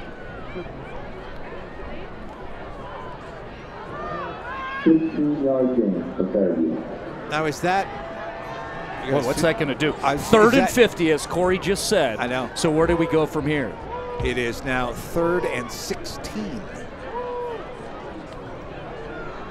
They mark it from the spot of where the play ended. So the first down is at the 39-yard line of Thunderridge. So here we go. 4th down. It is 4th and 16, I should say. All right, double wing, not going to do it. Going to spread them out.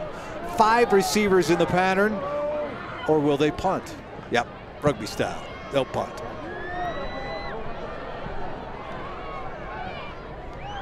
And into the end zone it'll go. A touchback here. Scott was back there, but again, kicked away from him here. And with 1:10 to go, Thunderridge will have the ball with no timeouts left. Well, you want to pin it within the red zone, but still, from where he released the football, Tevye just kicked that ball 60 yards into the darkness. Not bad. Yeah, got more laundry in the field, I think. Starting to pick up a few of those here in the second quarter. Yeah. Yeah, we've had a lot of flags in the second quarter. Pretty clean first quarter. Well, let's see. We'll get it together here in a minute. Don't forget halftime. Kyle Newman, Denver Post Prep's sports editor, is going to talk to us. Jump in with Marty. You guys can also comment on Facebook Live. And you can certainly comment to us. Well, and going to back Thunderridge up even more with no timeouts here. Make sure you share it if you're watching on Facebook Live. We'd love to have it. Pretty good game going here. 17 unanswered points by Fairview, but we've been locked in Mortal Kombat here since the first quarter. I like that. Mortal Kombat, Jawbone Hill, Friday the 13th. Yeah. The carnage. On the gridiron. By the way, a production crew just chimed in my ear. Yeah. Kyle Newman is actually doing a radio broadcast. If you want to search around the Denver Post platforms, you can find out where he is. But right now, he's calling a game. You know what? I remember because he did game day up here in Fairview, at Fairview High School, I should say, here in Boulder. So, and I knew that he was going to do the radio broadcast. My bad. Lambert sneaks out to the outside, gets to about the 18. And again, no timeouts for Thunderridge here. So will they hustle up a little bit here? A little bit. But again, long way to go. You're still back in the inside the 20-yard line.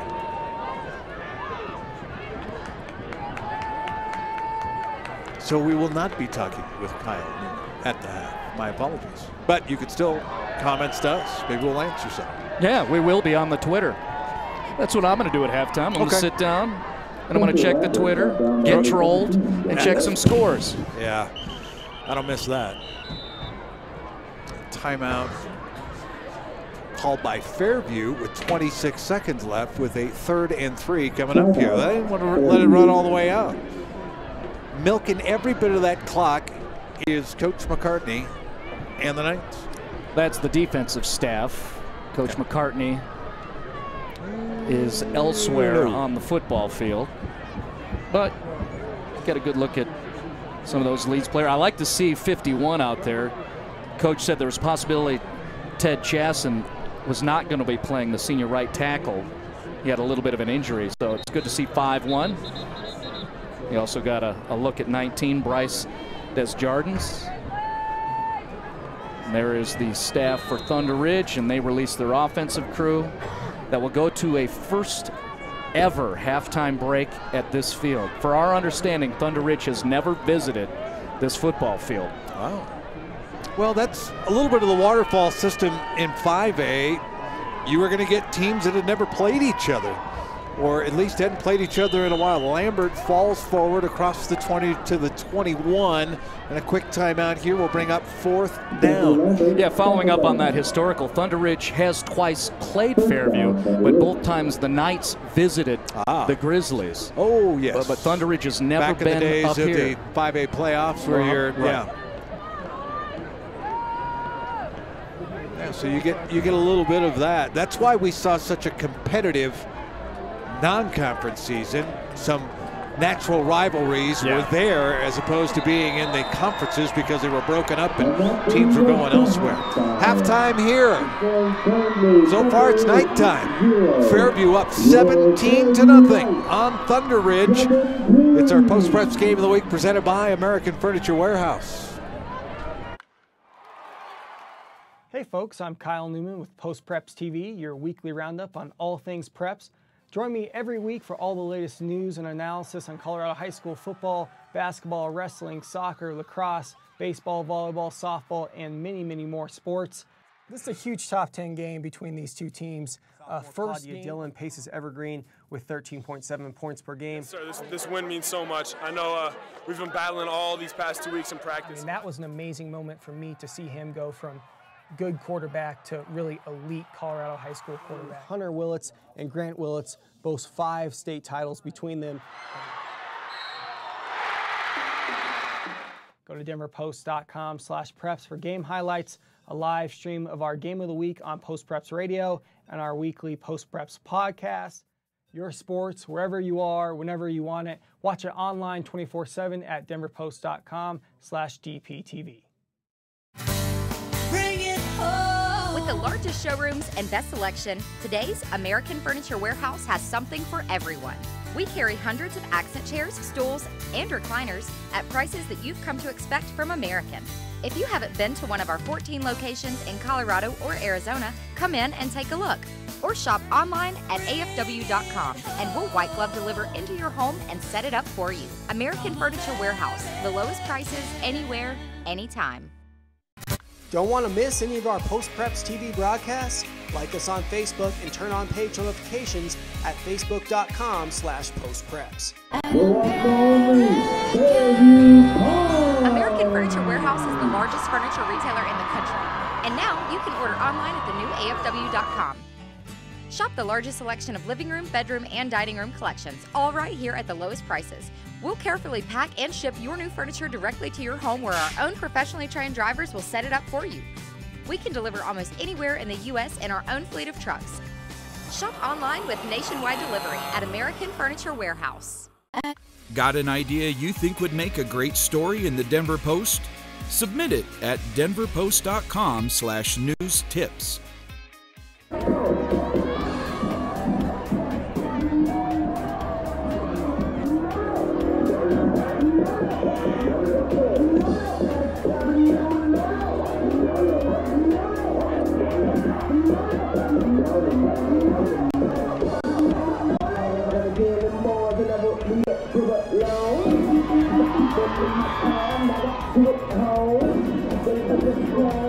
The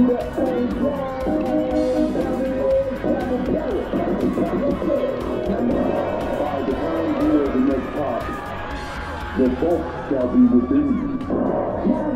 The whole world has seen something. Everybody wants to get it.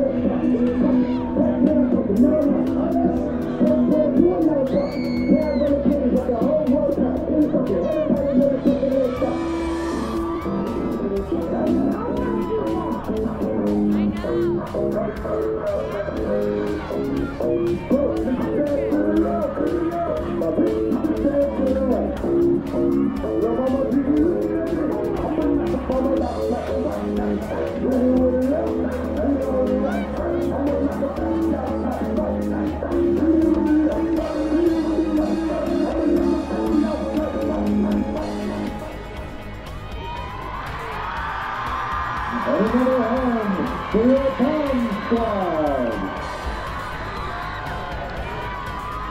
Please welcome to the field this year's homecoming royalty.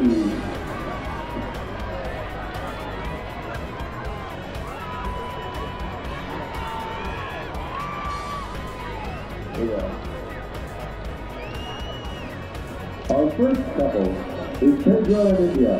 Pedro and India first met in kindergarten. When Pedro went back to Brazil, the two didn't see each other until 8th grade in math class when they were seated right next to each other.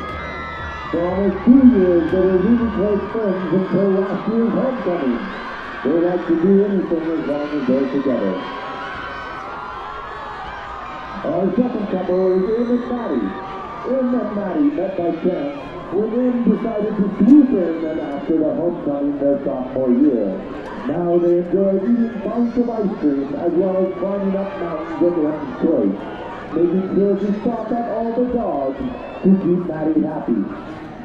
Our third couple is Eli and Aubrey. Eli and Aubrey are ballers.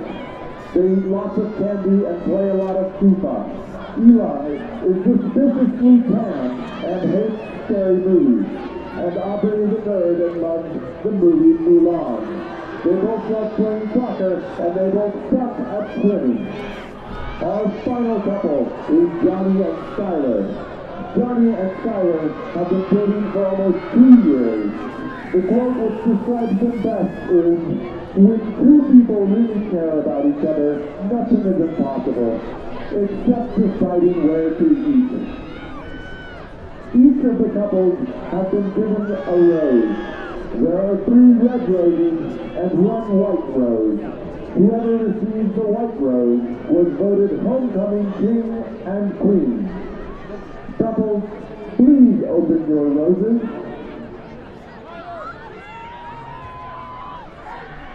I don't know if that's true.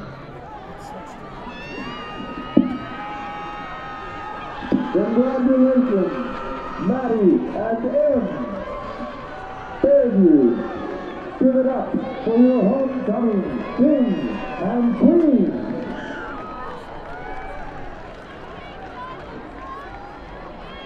And now, a special welcome for your one and only Fairview Marching Knights.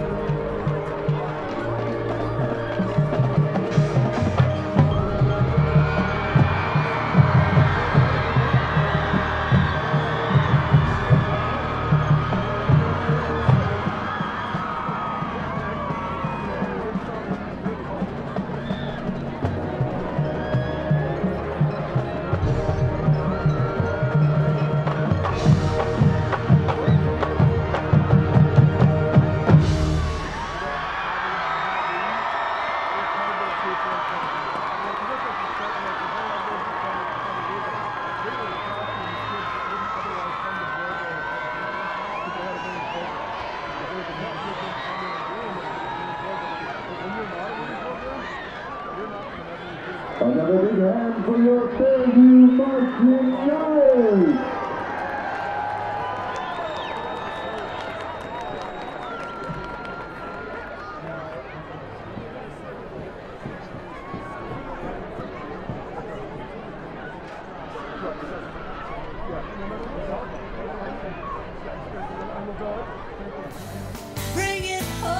With the largest showrooms and best selection, today's American Furniture Warehouse has something for everyone. We carry hundreds of accent chairs, stools, and recliners at prices that you've come to expect from American. If you haven't been to one of our 14 locations in Colorado or Arizona, come in and take a look. Or shop online at afw.com and we'll white glove deliver into your home and set it up for you. American Furniture Warehouse, the lowest prices anywhere, anytime. Watch new episodes of Post Preps TV with Kyle Newman every week at denverpost.com/preps. Watch new next Post Preps TV broadcast. Pull out those phones. If you've got video of an amazing high school sports highlight, we want to see it. Send it to us so you could be featured in the social spotlight segment of Post Preps TV. Tweet it to us at Post Preps or at Kyle Newman DP, or send us a message on our Facebook page. Your clip might make the cut and be featured on the next episode of Post Preps TV. Colorado's news, wherever you are, whenever you want it. Watch it online 24/7, denverpost.com/DPTV. Don't want to miss any of our Post Preps TV broadcasts? Like us on Facebook and turn on page notifications at facebook.com/postpreps. Watch new episodes. American Furniture Warehouse is the largest furniture retailer in the country. And now you can order online at the new AFW.com. Shop the largest selection of living room, bedroom, and dining room collections, all right here at the lowest prices. We'll carefully pack and ship your new furniture directly to your home where our own professionally trained drivers will set it up for you. We can deliver almost anywhere in the U.S. in our own fleet of trucks. Shop online with nationwide delivery at American Furniture Warehouse. Did you know the Denver Post has live audio broadcasts of high school sports games? Listen to the game of the week on Post Preps Radio. Go to denverpost.com/preps to find upcoming games or listen to archived coverage.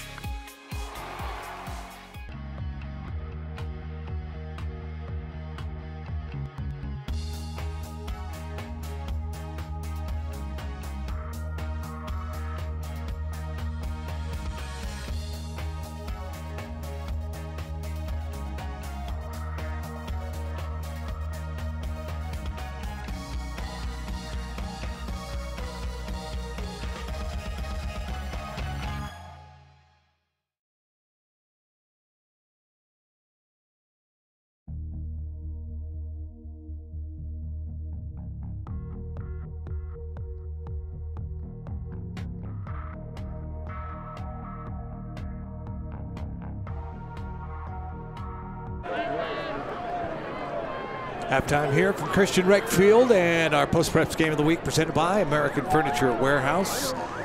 Here's what we got coming up. Let's see, headed down to Douglas County next week. And then we will be, well, we'll stay down in Douglas County. We've got Legend and Highlands Ranch. This is their year. I've heard that. They're having a good season. Yes. And then we get to see Chatfield and Heritage at the Littleton Public School Stadium. You get to see it. Fortunately, I'm going to be out of town. I would love to see the Chatfield and the Heritage. Enjoyed both those coaches, Tyler Knobloch, Brent McGatlin. As I was on assignment last night watching Columbine play so well and really manhandle Mullen, the first thing I thought of going through my head was, so what does that mean about Chatfield? Because Chatfield beat Columbine, and my understanding from the production crew that worked that game between Chatfield and Columbine, they said the Chargers handled it. I'm like, okay, so wow. I want to get a look at the Chargers. Yeah. 4A Chargers. 4A Chargers, that? Yes. Make themselves a run. Good stuff here. 52 degrees at halftime in Boulder as the Fairview Knights 17-0 lead. First three possessions, they put up points, and since then we've been in a bit of a stalemate here. Thunderridge, talk about a must-win for them. They need to win this one due to the PowerPoint rankings. You got to stay up there, and you're in a very tough conference. Try to pick one off here.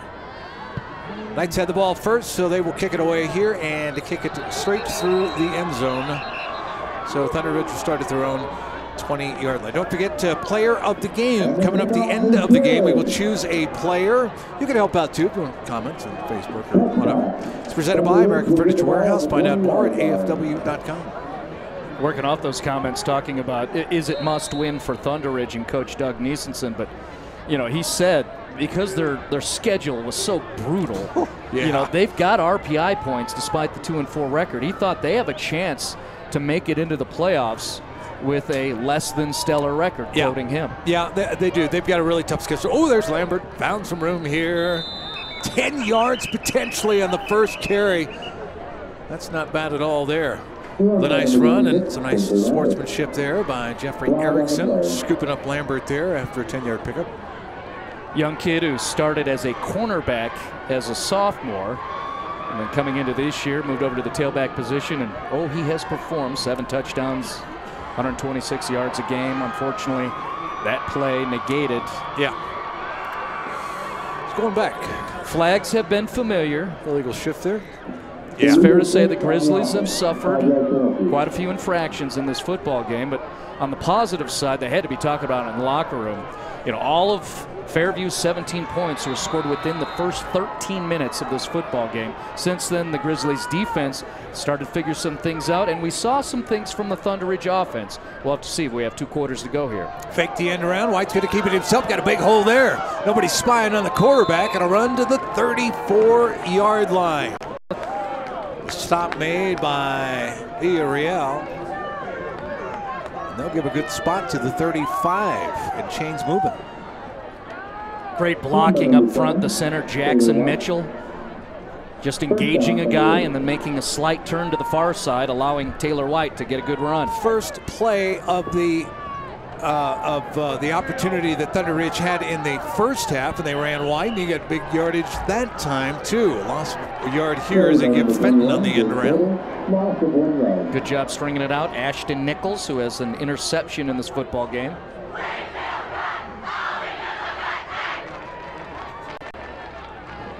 That was a loud chant. I'm just saying, I'm hearing it. Whew. We're on the Thunderridge side here, where the press box is. Now the home side is on the far side. That's where the old press box used to be. We got some stories about that. We wondered if the power was going to hold out there, and it did. But we were in a weird spot. Set up the screen here, and Fenton's got it. A little bit of room on a block out front. 45-yard line. It tumbles out there. He is taken out by Des Jardins there, but a nice pickup. Let's spot this thing down at about the 47-yard line. A nice pickup of 13. Look at Sam Motzkitz hold his block on the outside, just chipping, staying with the DB, allowing the ball carrier to advance near midfield. Good start for Thunderridge. Not a lot of fireworks, but you're advancing forward step by step. You get successes, put them together, maybe you score. We mentioned we thought that they might have figured something out. Fenton's got it again here around the right side, lowers the shoulders and drives forward to the 44-yard line. Takes about 4 black shirts to finally stop him. Yeah, something changed late in that first half. Thunderridge starting to kind of figure it out a little bit here, and they're taking advantage of it. Might have seen a glimpse in the replay. Love to see this. Top ball carrier, fancy running back. He's the guy who made the block on this near side on the edge to spring his teammate free for another nice gain for the T-Ridge Grizzlies. Got 9, 2nd and 1 here. And again from the shotgun for Taylor White. He's going to keep it himself. Got a big boy up front, blocking for him here. White's headed to the far side, races on. Going to get caught from behind, but a nice pickup as he takes it all the way down to near the 10-yard line. Okay, we can stick with that theme. Thunderridge has figured something out. One of them is go ahead and let the quarterback keep it. Designed run with your QB. Look at Huge Michael yardage. Damon. Get out there, the big boy. So the senior left tackle, Dahman, all the way downfield, helping out his quarterback. Look where Thunderridge is. Critical point, red zone. They've had difficulties. Can they score here? 32-yard pickup. And we had a little action out on the field here. Skateboarder. Hi, everybody. You're on live TV. Well, he didn't know we were live TV. He wanted to hit some jibs off Jawbone Hill. Sure. And then realized, you know, look, I'm a Showcase Extreme athlete. Thunderridge doesn't want to joke about it because they're in a red zone situation. You know, in previous games, this is where they have turnovers, they suffer penalties. They've lacked consistency in this situation, so it would be very advantageous for Thunderridge for their overall confidence throughout the season, and then definitely within this game to get a score here within the 20. First down and 10 from the Fairview 12-yard line. 6th play of the drive here. They have been chipping away big time. Handoff up the middle. Nowhere to go. Good penetration by the D line there. Ossie Barton. And then, boy, how many times have we called out Bryce Desjardins just knifing through from a linebacker position? Yeah, and Wood is in there as well. That was... Tried all the trickeration behind. We're going to fake here. We got the receivers running here, and they went right at the heart of that defense. And the defense said, nope, we're not going anywhere. No gain. Little option play out to Lambert, trying to pick his way through. Did find a little bit of daylight down to near the 8-yard line. Erickson in the middle of the pile there, along with Soden.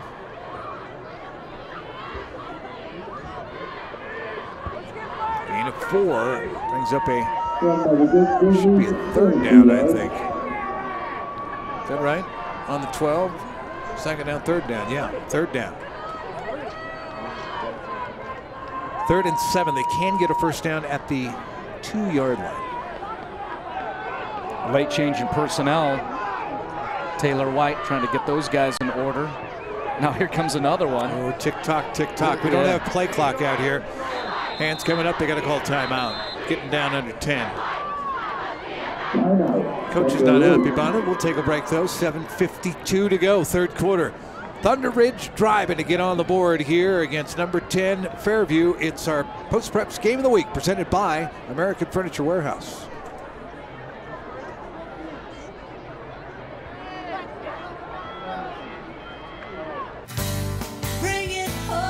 With the largest showrooms and best selection, today's American Furniture Warehouse has something for everyone. We carry hundreds of accent chairs, stools, and recliners at prices that you've come to expect from American. If you haven't been to one of our 14 locations in Colorado or Arizona, come in and take a look. Or shop online at afw.com and we'll white glove deliver into your home and set it up for you. American Furniture Warehouse, the lowest prices anywhere. Watch new episodes of Post Preps TV with Kyle Newman every week at denverpost.com/preps.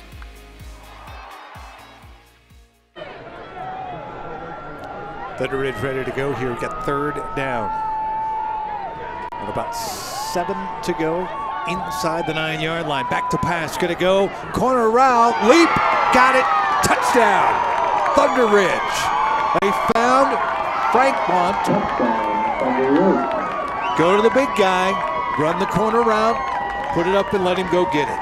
That's why that kid's playing varsity football. His coach talking about, he's a basketball player, we know he's an athlete, but he catches everything. He excelled so much at the junior varsity level. Look at the replay here. Then, with his kind of size at 6'4", throw it up in the air, and he makes a play. Thunderridge has a score, and we haven't had a lot of output on the scoreboard, right? So look, they're going to be within 10 points if they convert this PAT. Andrew Bookman is going to, well, they didn't have the right personnel out there. Now he's set up to go with the point after try. Snap's good. Kicks on the way. It's a big extra point too to get to within 10.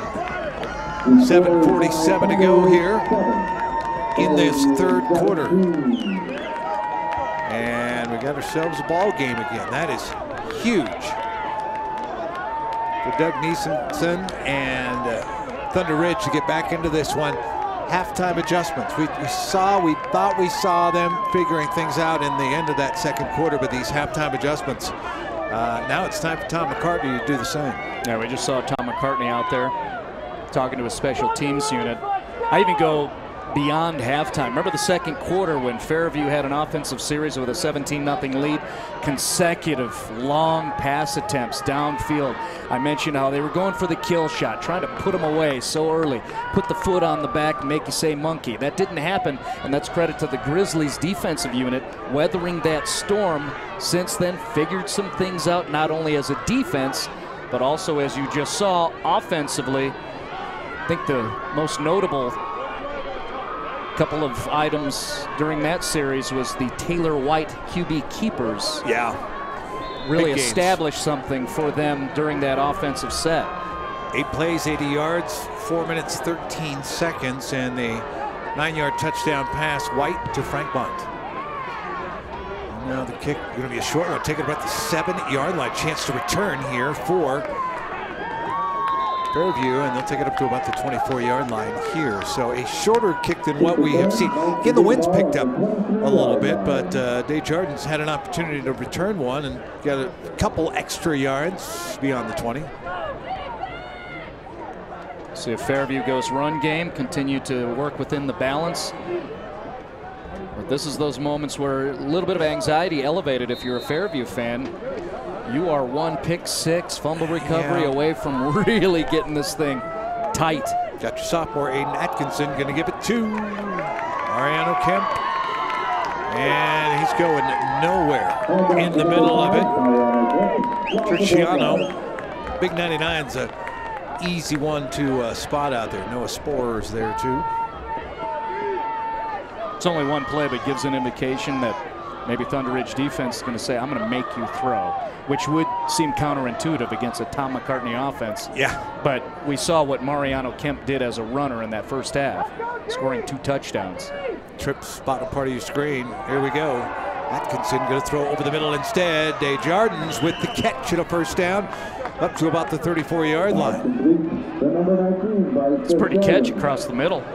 All hands. Takes the impact to the left side. 19's had himself a game. Good two-way player. 10 yards on the play there. Caden Stewart on the coverage from his linebacker spot. Actually dropped off the line and ended up making the tackle there. So you see the defense making some different changes here. He's a down lineman. 89 is Stewart. He was back in coverage. So different mix of guys that'll be coming at you. Looks like a blitz here.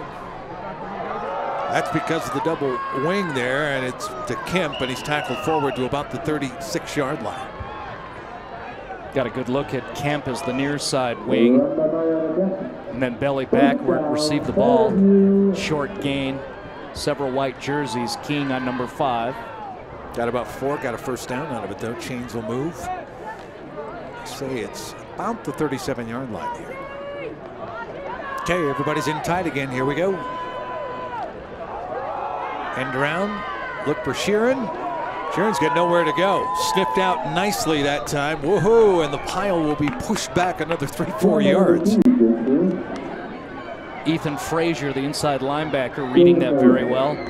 And the white jerseys on that Thunderridge defense doing a great job against the unorthodox double wing. Really seeing little. Yeah. Which is how you see the most against the double wing.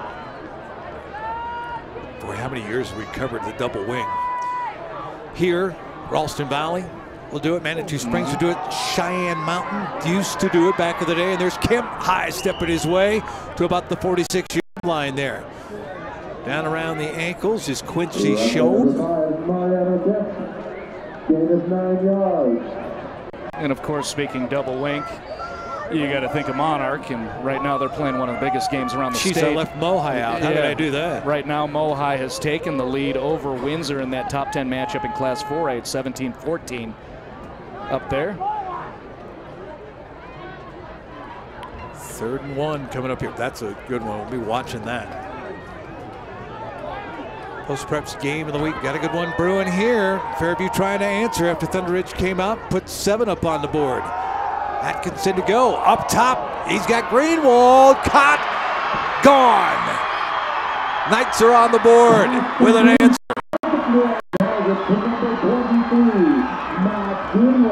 Double wing, phone booth, then you hit one long. Matt Greenwald, the junior, able to break free. And after so many times we saw, as we look at the replay right now, that Atkinson and his downfield receivers could not make that long connection. This time, they do so. What a timely moment for the Fairview offense, because the Grizzlies defense looked like they had things figured out. 54 yards. Atkinson to Greenwald. Now the extra point splits the uprights. 24-7, 4:36 to go in the third quarter. It's the Post Preps Game of the Week, presented by American Furniture Warehouse. Want to be part of the next Post Preps TV broadcast? Pull out those phones. If you've got video of an amazing high school sports highlight, we want to see it. Send it to us so you could be featured in the social spotlight segment of Post Preps TV. Tweet it to us at Post Preps or at Kyle Newman DP, or send us a message on our Facebook page. Your clip might make the cut and be featured on the next episode of Post Preps TV. Colorado's news, wherever you are, whenever you want it. Watch it online 24/7, denverpost.com/DPTV. Don't want to miss any of our Post Preps TV broadcasts? Like us on Facebook and turn on page notifications at facebook.com/postpreps. 6 plays, 76 yards, 3 minutes, 11 seconds, and the Knights certainly had themselves an answer to a touchdown by Thunderridge to start this second half, and a nice pass. Aiden Atkinson finds Matt Greenwald, 54 yards, and that 3-score lead has been put up on the board again by the Knights. Smart sophomore made the right read, saw the wide open man with 10 yards of distance between him and the running back, or the defensive back. Speaking of Matt Greenwald and that 54-yard touchdown reception. Now you got new friends. Yeah. Deepening the relationship during a special team situation. Well, welcome to high school football, too. We'll see if anybody is ejected out of this.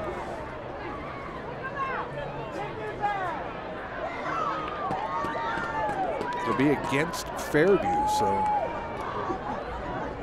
here's where the extra conversation comes in, though. Maybe he's just picking up his flag. Okay. Well, Thunderridge will certainly take that. And that's a break for the Grizzlies. Yeah, they're going to set the ball up at the 35-yard line. With momentum after scoring a touchdown in the previous series. Yeah. All right. Taylor White ready to bring him out. Is he going to run the football again? Worked the very first time they did it, the first time they had the ball in the first half, and yeah, he's going to keep it again. Now they're starting to key on him a little bit. Not a lot of room. Got about a yard. Everybody kind of staying home on this one. That would include Tyler Banks, the junior. Banks, that nose guard. So you think of a nose guard, you think, well, pretty stout, 5'8", like a bowling ball, 230, but quick.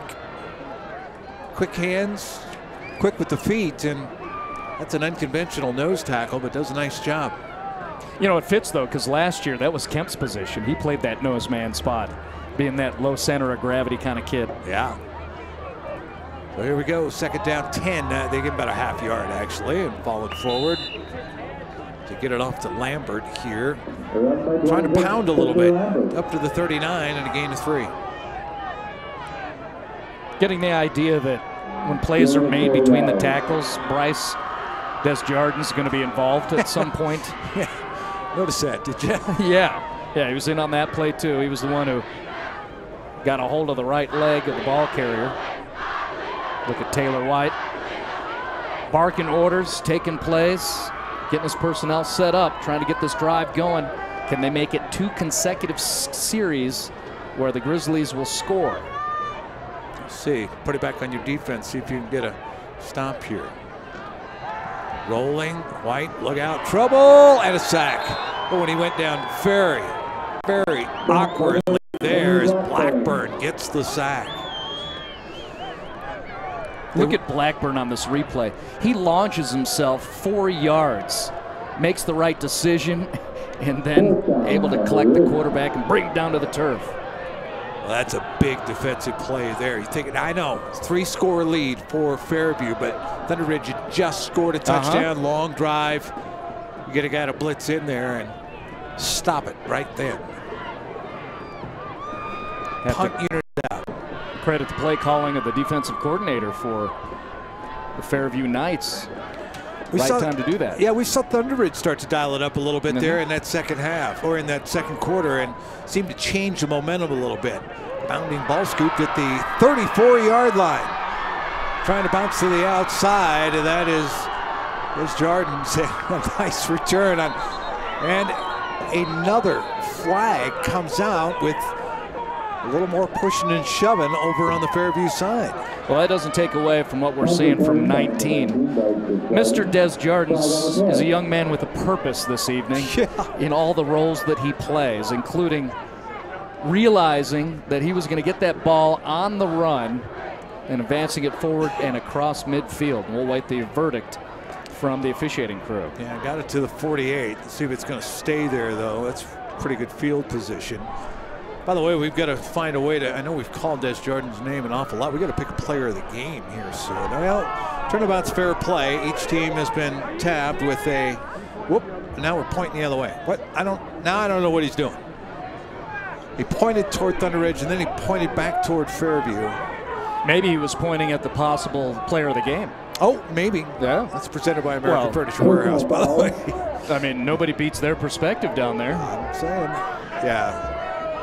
That is against Thunderridge.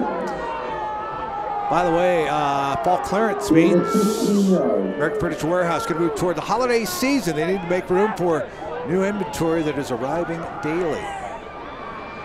Check them out, afw.com, or their 14 locations. Hi to Tim Tassone. Yes. Good man.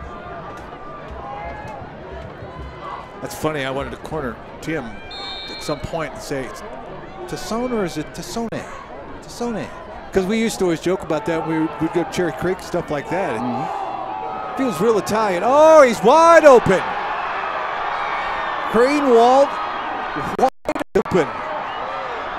And a 33-yard touchdown strike on the first play.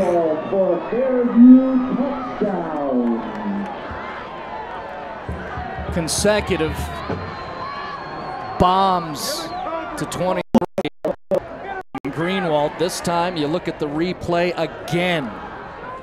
Getting way behind the coverage. That's 2 consecutive touchdown receptions for Greenwald, where he had at least 5 steps on the nearest defensive back. Did he hear us talking about the player of the game? Because he's in there now. Yeah.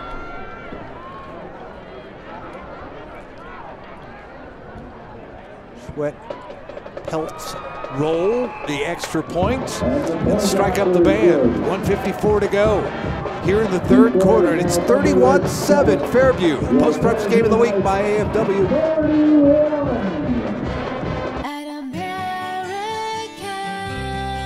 American Furniture Warehouse is the largest furniture retailer in the country. And now you can order online at the new AFW.com.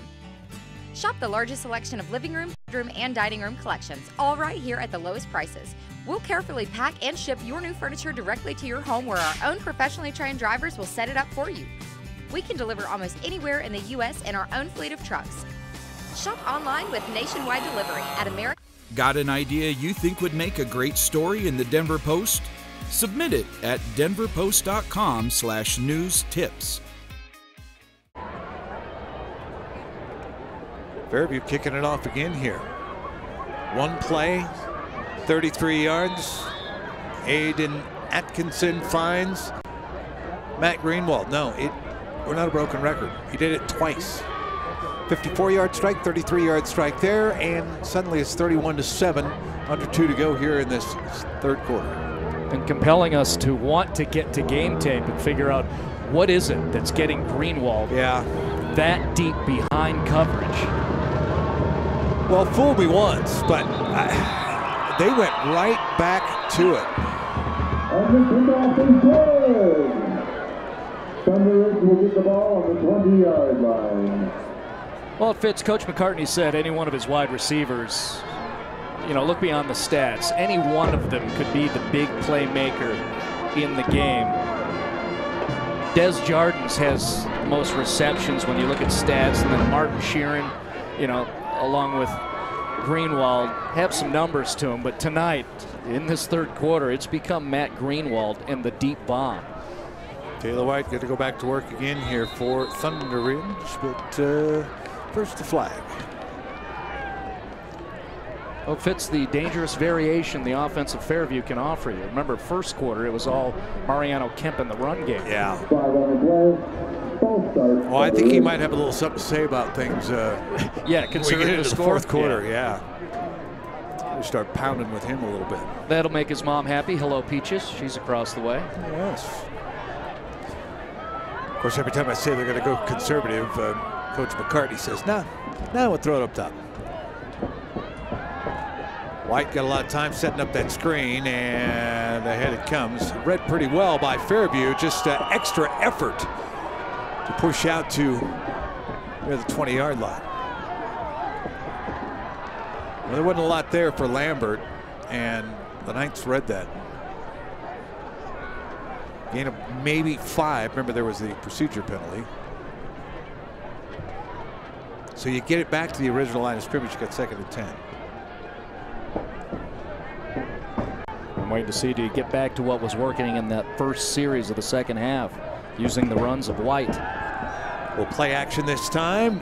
Got all day and going to go up top. He's looking for Ham.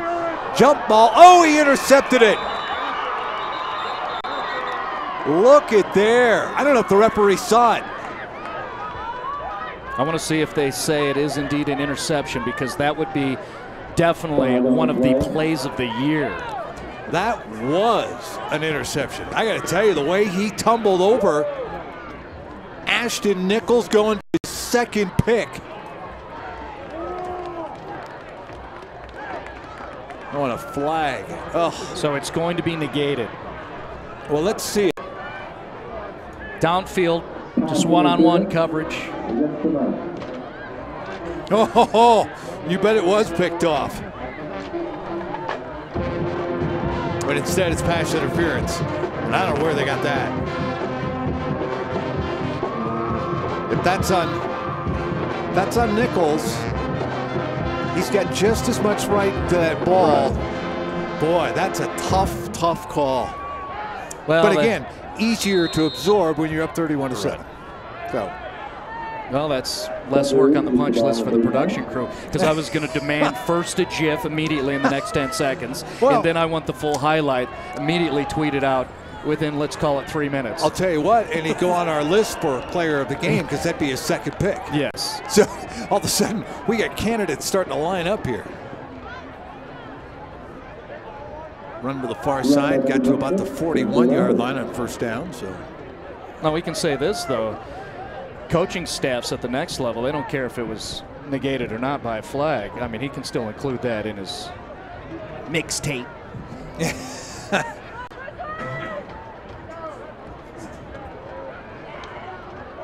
Gain of about 6 here. White's going to keep it himself. Oh, he's got some blocking around the outside, close to a first down, depending on the spot, at the 45-yard line. Nice pursuit, Ted Chasson. A couple of other black jerseys involved. Still, the Grizzlies advancing forward. Well, about 49 seconds left here. Clock rolling again here in this third quarter. So get some points up on the board. Try to whittle away. Think they got things figured out. And Lambert now bounce to the outside. Can he get all the way to the edge? He can. Cut back. Spin, and down he goes inside the 35-yard line to about the 33. Spencer's fun to watch. Wow. Talk about balance on a kid. And in the open space, he proves, you can see it in the highlight. He'll spin on you. He'll go ahead and absorb the impact, use the stiff arm right there. In the open field, you have to pop him to take him down. Nice pickup there, 22 yards. It'll be 1st and 10. Clock winding down in the third period. White's going to go up under center now. Back it goes. Hand it off up the middle to Lambert. And down to about the 29-yard line he goes. Boy, right in the middle of it. Soden is there, and Erickson. Desjardins in there. I throw it out there. He probably right in the middle. 31-7. End of the third. Number 10, Fairview with the lead on Thunderridge. It's our post-preps game of the week presented by American Furniture Warehouse.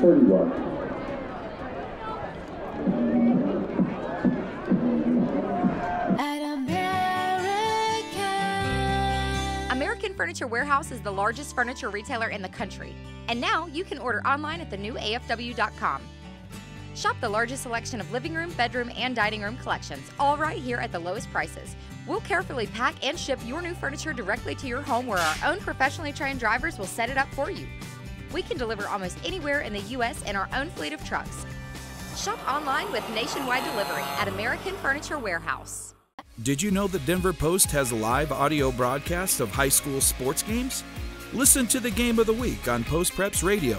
Go to denverpost.com/preps to find upcoming games or listen to archived coverage. Christian Rec Field. Doug Niesenson, the head coach for Thunderridge, figured a little something out coming out of halftime. But the Knights stopped him on the second drive, and all of a sudden Thunderridge readjusting and driving into Knights territory. Well, the Pilgrims across the way, the Marching Knights, still happy with the score. Really enjoyed the conversation with Coach Niesenson. Boy, he talks like a ball coach, really engages me, makes me learn. White in the shotgun, here we go. Going up top, got ISO coverage over there, but cannot find his man, and Desjardins running right with Frankmont. Frankmont, the lone scorer in the game for the Grizzlies, which you would think normally that would be a pretty good situation, having Frankmont on a linebacker on a wheel route, but you've got a guy like Desjardins in coverage, capable athlete. Yes. Into the fourth quarter here. We'll update you on some scores up and down the Front Range, across the state in a moment. Up the middle they will go, and I believe Fenton got his opportunity that time. Jeff Erickson was coming on a blitz on the far side, 17 in the middle. Just had a really good game. He's always in the play. Wood with the tackle, one of the guys in the black shirts out there. Gain of 1. Now you set yourself up here, 4th and 4. It's go time. Not going to mess around with 11:20 some to go here in the fourth quarter. Got to find a way to put some points up on the board, and field goals don't help much.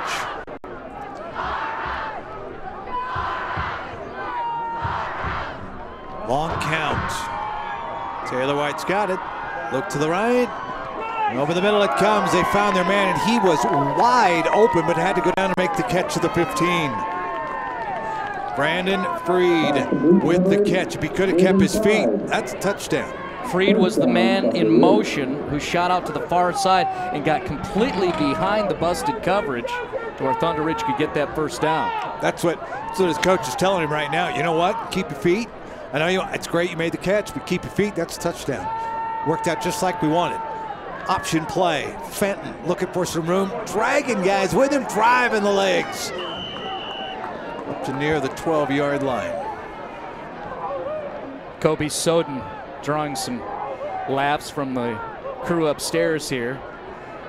55 got his hand on there and held on. Talk about just one arm strength to hold down a kid at 180 pounds. New set of downs, 1st and 10. Set that ball down at about the 13-yard line.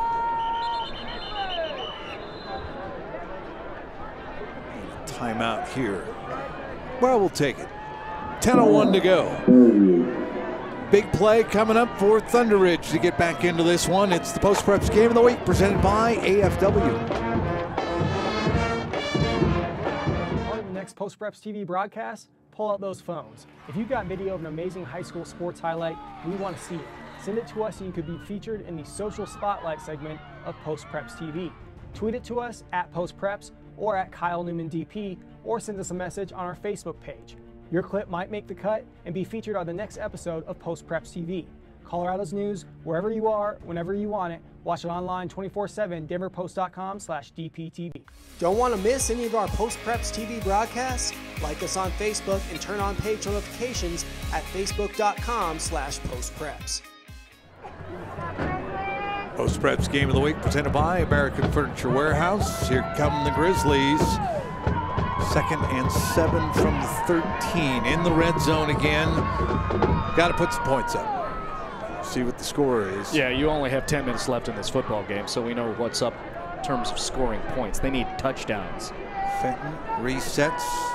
Little bunch set up over on the right side. That's where White is looking. Fires. Diving catch.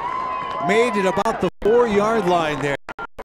Beautiful reach out and catch. That's Moscas. Well, 18 is Carl Sauer. Oh, I was thinking it was Thunderridge 16. has figured out something with inside leverage. They are getting the inside position on the defensive backs just with the quick slant. We've seen that twice now in this series, and the Grizzlies are in a good position here within the 10. First catch for Sauer tonight, by the way. I thought that was a 16 there, and trying to bounce to the outside. Between Lambert and Fenton, they've kind of got a two-headed monster working off that left side. The Grizzlies being patient. I mean, yeah, that was Lambert. They're not there. rushing to the line of scrimmage or anything. I think they want to, again, build on successes. Make sure you get the TD here. Yeah. You can get anxious and rush in the next series and beyond. 2nd and goal. You mentioned Fenton carried the ball about 7 times coming into the game. He's carried it at least 7 times here. Play action. White's in trouble. Big trouble. He throws it. Oh, and is it picked off? That's close to intercepted. No, they say incomplete, out of bounds. Oh, dangerous, dangerous. Frank Mont was over there, which probably means that Desjardins was over there too. Well, here's the replay. Look at the outside rush. That's Jacob Fenton there for Fairview. Coming up, he gets his hands on the quarterback. Pure chaos there, forced by the creative blitz from the far side rush of Jacob Fenton, the junior linebacker. I think that was Desjardins over there that nearly took it out of the hands of Frank Mont.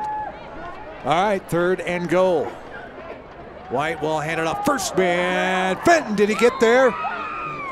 No. I don't think so. Knees were down first before that ball broke the plane. Jeff Erickson read it very well, able to get the ankles. Here you can get the look. That's Erickson right in the middle. Yep. Got chipped. Otherwise, he would have had a more forceful tackle attempt. All right, how about that?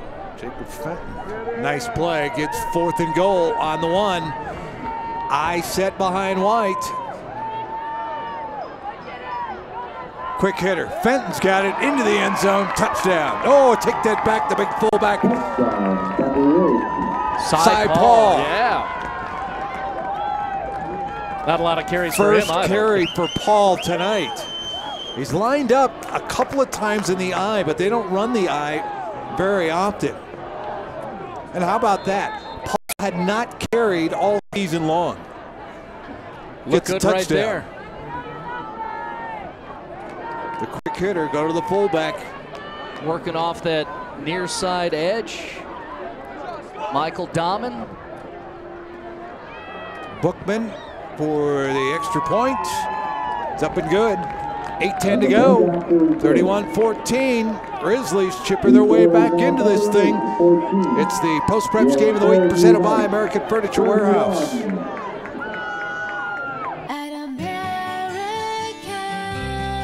American Furniture Warehouse is the largest furniture retailer in the country.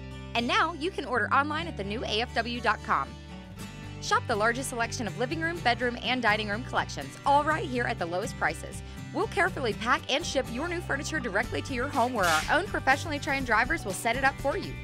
We can deliver almost anywhere in the U.S. in our own fleet of trucks. Shop online with nationwide delivery at American. Did you know the Denver Post has live audio broadcasts of high school sports games? Listen to the Game of the Week on Post Preps Radio. Go to denverpost.com/preps to find upcoming games or listen to archived coverage.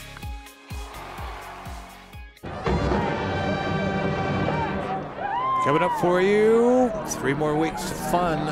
What are we in week 8 now? Headed down to Douglas County. That'll be a fun one, Douglas County. Rock Canyon for you right here. Check it out. Make sure you like our page at Denver Post. And comments, questions, pop them on there on our Facebook Live, and make sure you share with your friends as well. Looking at that upcoming schedule walks us into checking the scoreboard. Rock Canyon right now trailing Cherokee Trail just into the 3rd quarter. Highlands Ranch, you saw them in an upcoming post-preps game. They're tied up 17-17 in the 4th quarter with Fountain Fort Carson. That's a good one there. Oh boy. Oh yeah. Oh boy. Nearly picked off. Jake Hedgie. Because the receiver had run the incorrect route, and a good thing the sophomore Aiden Atkinson actually skied that one. Yeah, because we were all looking at that going, that's going 6. the other way, and now Grizzlies are really in it. 2nd and 10. 3 and out would be good here for the Grizzlies.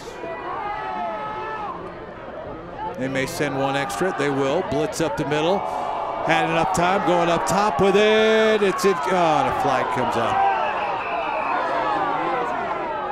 It's a tough call. It is a tough call. They're looking to get it to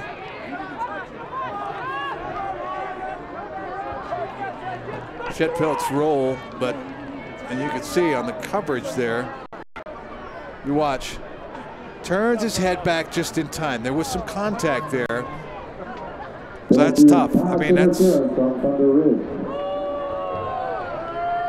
half a dozen of the other. Checking other scores, Doherty Spartans now 5-2, 28-7 win over Arapahoe Boulder community. The Panthers, looks like they're going to get a second win, 21-13 over Overland right now, a Trailblazers team that was 4-2 entering tonight. Ralston Valley, Arvada West. The Wildcats 5-1 on the season, tied up 14-14 at the NAC. All right, 1st and 10, new set of downs and a handoff. Is it Kemp time? We'll see. Checking 4A, Pondo, boy, they're looking good. I want to get a peek at them. 47-0 win over Sand Creek. Mustangs stay undefeated. Broomfield beats Greeley West in an old-timey game. 28-7 win over the Spartans there. That big one in 4A. Windsor now with a 20-17 lead.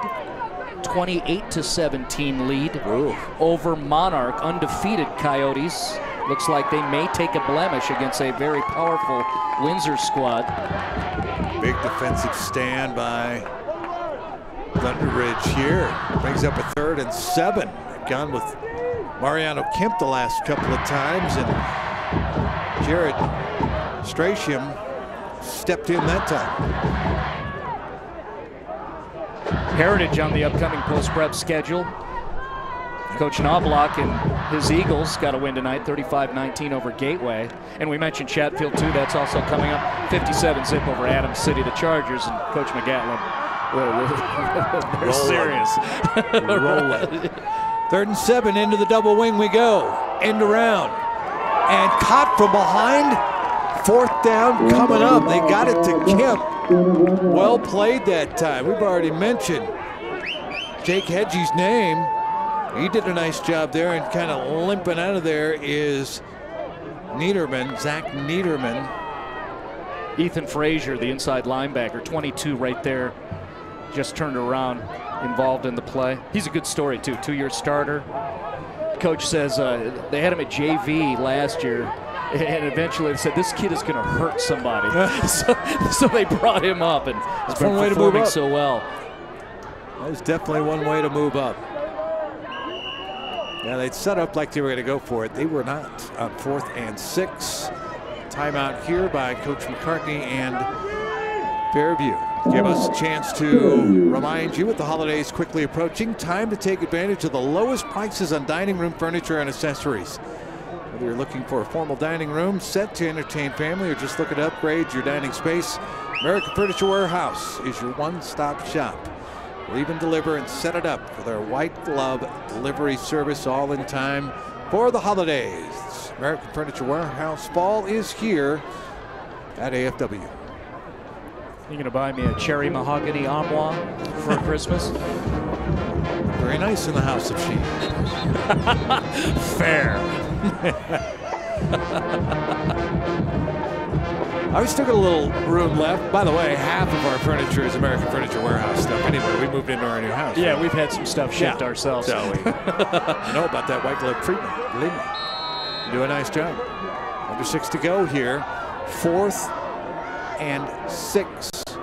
And it still looks like Fairview's going to go for it here. Trying to draw them off.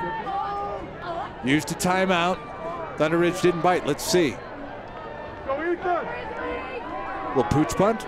Or do you do it? Trips up top. Send one in motion. Pump the left leg. See if they jump. Maybe here comes your punt. Yeah. White's punted a few before, so the pooch punt. And a good one. Oh, it takes a Fairview bounce inside the 20 and rolls out at about the 16-yard line.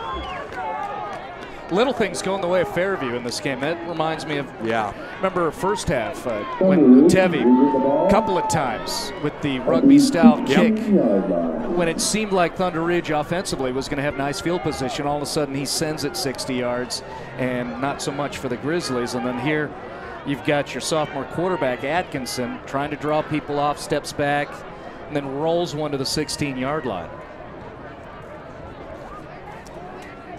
Yeah, it's not the first time that Atkinson has had to punt. Well-versed in everything. Could not get T-Ridge to bite. Big series for T-Ridge, under 6 to go in this one. White's going to keep it himself. Oh, picks his way through a little hole there. Got about 3 out of it. See Erickson in the play again. Yeah. Enjoy him so much. There's a shocker. And Braden Wood is in there as well. Yeah. Braden Wood, just a freshman on this squad. A lot of potential. Big things coming from the freshman defensive end. 6'3", 225, just a frosh. Just a frosh. 3 yards there. White on the run. Got a man. Caught there and upended. A first down. And Wyatt Ham's okay. Almost landed on his feet anyway. Got up to the 26 he goes. Gain of 7. And guess who? Des Jardins. Yeah. All right, hurry up offense for the Grizz. White looking here to the near side, and he's looking for Francois. Oh, there's the flag. See, there's a lot of referees out there on the field, so Sheeran wasn't going to get away with that one. Held the hand, although well played, young man, because it was down near the waist and got his hand on there while he kept assist. There it is. There it is. That left hand on that right hand. One of those technique, or subtle technique maneuvers. You know Frank Mont, we've seen him score a touchdown already. He's 6'4", he's got some length to him. Do not let him elevate by keeping him down, maybe holding a little something down low. In fact, he didn't even have to hold it. It was the back side of his hand where he was just on his arm to keep it from going up. That is good technique, but it is also pass interference if you're caught. So walk them forward 15 and up to the 41 they go. Tomato, tomato. Depends on who's looking. Depends on which side of the ball you're on, too. Yeah. Under 5 to go here. It's a boost, though, for Thunderridge. Again, 3-score game, so you got to get after it here. Lambert pushing up the middle. Gets to about the 45-yard line. Start picking some of the guys that are out of there. Yeah, there's the big boy, Tyler Banks, right in the middle of it. If you're going to run up the middle, Tyler Banks is going to be there for Fairview. Well, at this point, you can see the clock ticking on the score bug at the bottom. Yeah, it's a 4-yard gain. You got to go. I expect the longer pass now. That was just to keep soften it up. Yep. Yeah. And here there it is. You go. 7-step drop going up top, and he's going to throw over the top of everybody. Is that Sauer again, or? Yep. That was Carl Sauer. Had a catch earlier in the game, big catch. Again, nice job by the safety, kind of rerouting him. Post play, he ended up having to go across the field because the safety had dropped down on him, or at least backpedaled with him. Well, that's a good read on it too, Cory, because the way White released it, there was no pressure coming his way, so it must have been a target point that they were going to try to get to, and the safety did a great job just sending the receiver off a little bit. You saw the result, incomplete. 3rd and 6. Fenton will sit in the slot, trips in the bottom. White going to the right, and over the top, and out it goes, looking for Freed over there. Freed get turned around. Freed was trying to come back in, and White threw it to the outside. Well, for a moment, it looked like Freed beat his man, but then Tevye was back there in support, playing really deep coverage from the free safety position. Yeah, sorry, Marty. 4th and 6 here.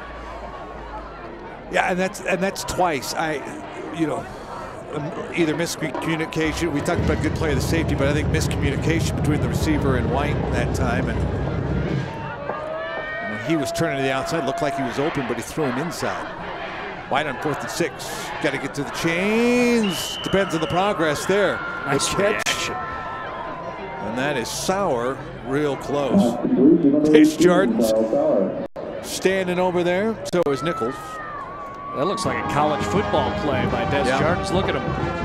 Oh. Closes quickly, gets the arm in front, had a shot at knocking the ball down, didn't happen, but made the tackle with the left arm. Oh, and you know what? It's right in front of us, too. I don't think he got it. Yeah, I think he's a link or two short. And believe me, I'm blind as a bat, but look at where I'm at. Well, that indicates they did get the first down. Oh, my. Look at that. And the staff for Fairview didn't like that spot. And they're saying, now you got this thing stretched out, and first down. And an interesting thing with Fairview staff having, well, direct contact, a great perspective on the chain gang. We all love it here at Rec Field with this beautiful new facility, but we are over on the visitor's side. Kind of interesting and odd that you're not used to. The chain gang is always going to be on the home side, which is Fairview over there. That's not the case. That is strange. Yeah, you think of that. So the Knights really, they'd have to go to a neutral site championship game to ever not have the chain gang on their side. 9-yard pickup there on the throw, and a big finish, and then a flag will come out. A little taunting potentially, as Wyatt Ham got smoked after the catch. It wasn't necessarily the hit, it was what was said afterward.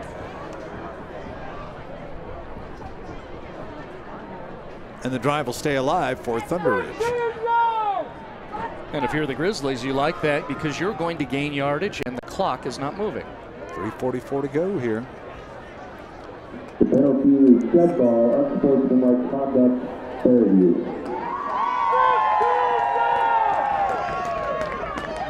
We have seen both sides with unsportsmanlike conduct penalties here in this game. I say that I'm a little surprised. We haven't seen that many this season, and it's gone back and forth here. And again, at the same time, we've seen both teams helping each other out. So it's just odd to see that happen, but that pretty clear taunting penalty. It wasn't the hit, it was the follow through or whatever happened on the far side. And White's going to go up top here, get it to the high point. Oh, almost an interception. This Chargers had a shot at it. Frank Bott had a shot at it. And so did a couple other players. Losky was over there. Wow. 4 guys over there, nobody caught it. Second down. Yeah, that was playing 500, wasn't it? Yeah, it was. In the backyard. It was. Thunderridge obviously trying to get back in this game with, I think we got 17 points to pick up here, but certainly would love to put up a 21 on the board in this football game and walk out with at least that. Up the middle, Lambert picking his way through. Gonna bounce to the outside now. Oh, he's got some room. Races on. 10-yard line. Hit out of bounds at about the 3. Lucky will save. The senior there, that's Jay Wyatt Eloski. Well, that's good stuff. Even closer to getting a touchdown. We're talking about the Grizzlies who, scored no more than 13 points before entering this contest, except for the one game that was really an anomaly. They put up 51 on Mount Vista. Coach Niesenson said that's just because of what they gave us. But otherwise, trouble scoring points, particularly here in this position in the red zone. From the 2, gonna go to the right side, up high. Frank Mott got it over Des Jardins. Boy, that's been fun to watch. It's tough because Frank Mott is really tall, basketball player, just not much you could do. Second touchdown for him tonight. And depending on the PAT here, we'll cut the lead to 2.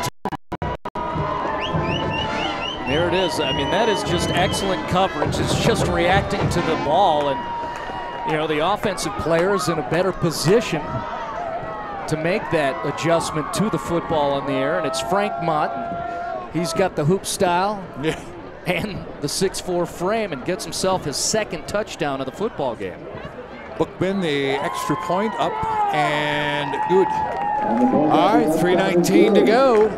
Don't go away. Bet we might see an onside here potentially when we return. Post Preps Game of the Week presented by American Furniture Warehouse.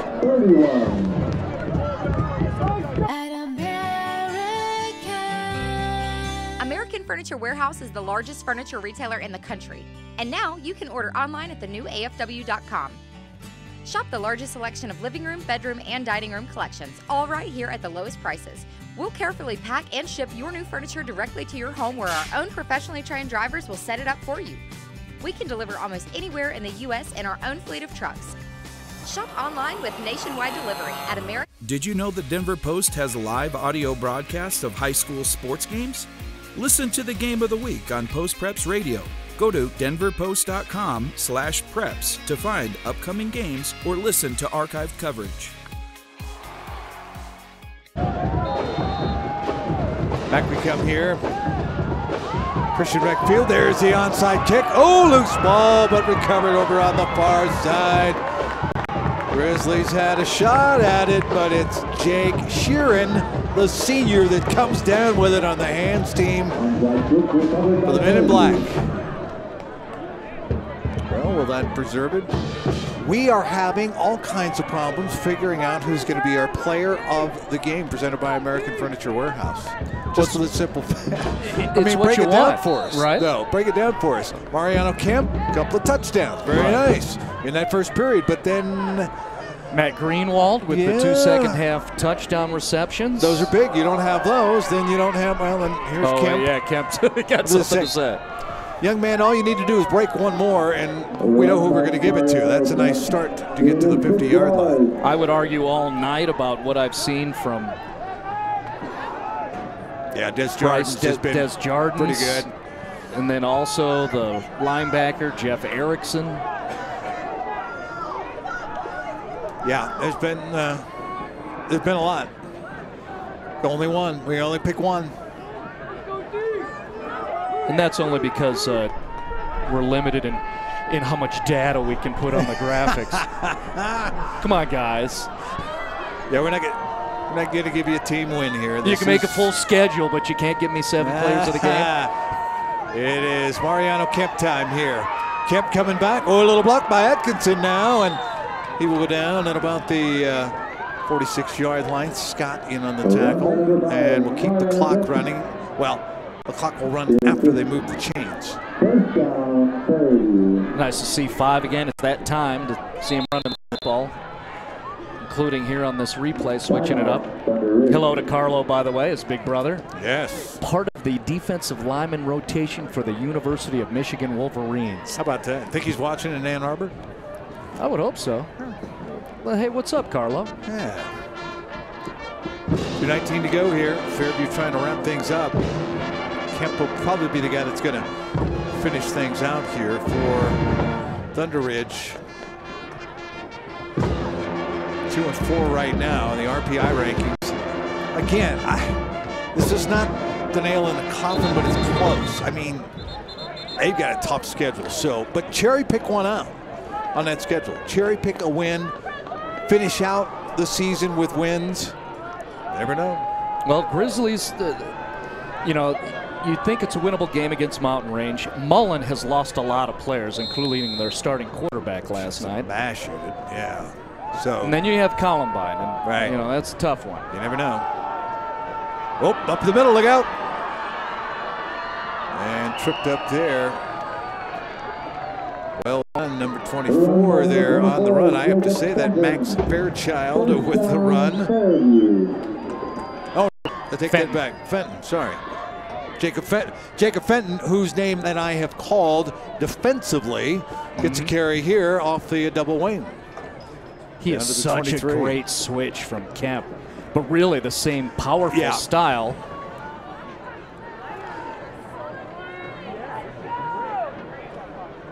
Fenton just a junior, so we would expect in 2018 Fenton's going to be the lead ball carrier. Yeah, and he hasn't carried the ball very much here tonight, but again. And I like Tyler Banks lining up in that fullback position, although this is double wing. Yeah. Well, no, not going to give it to him. Give it to Kemp.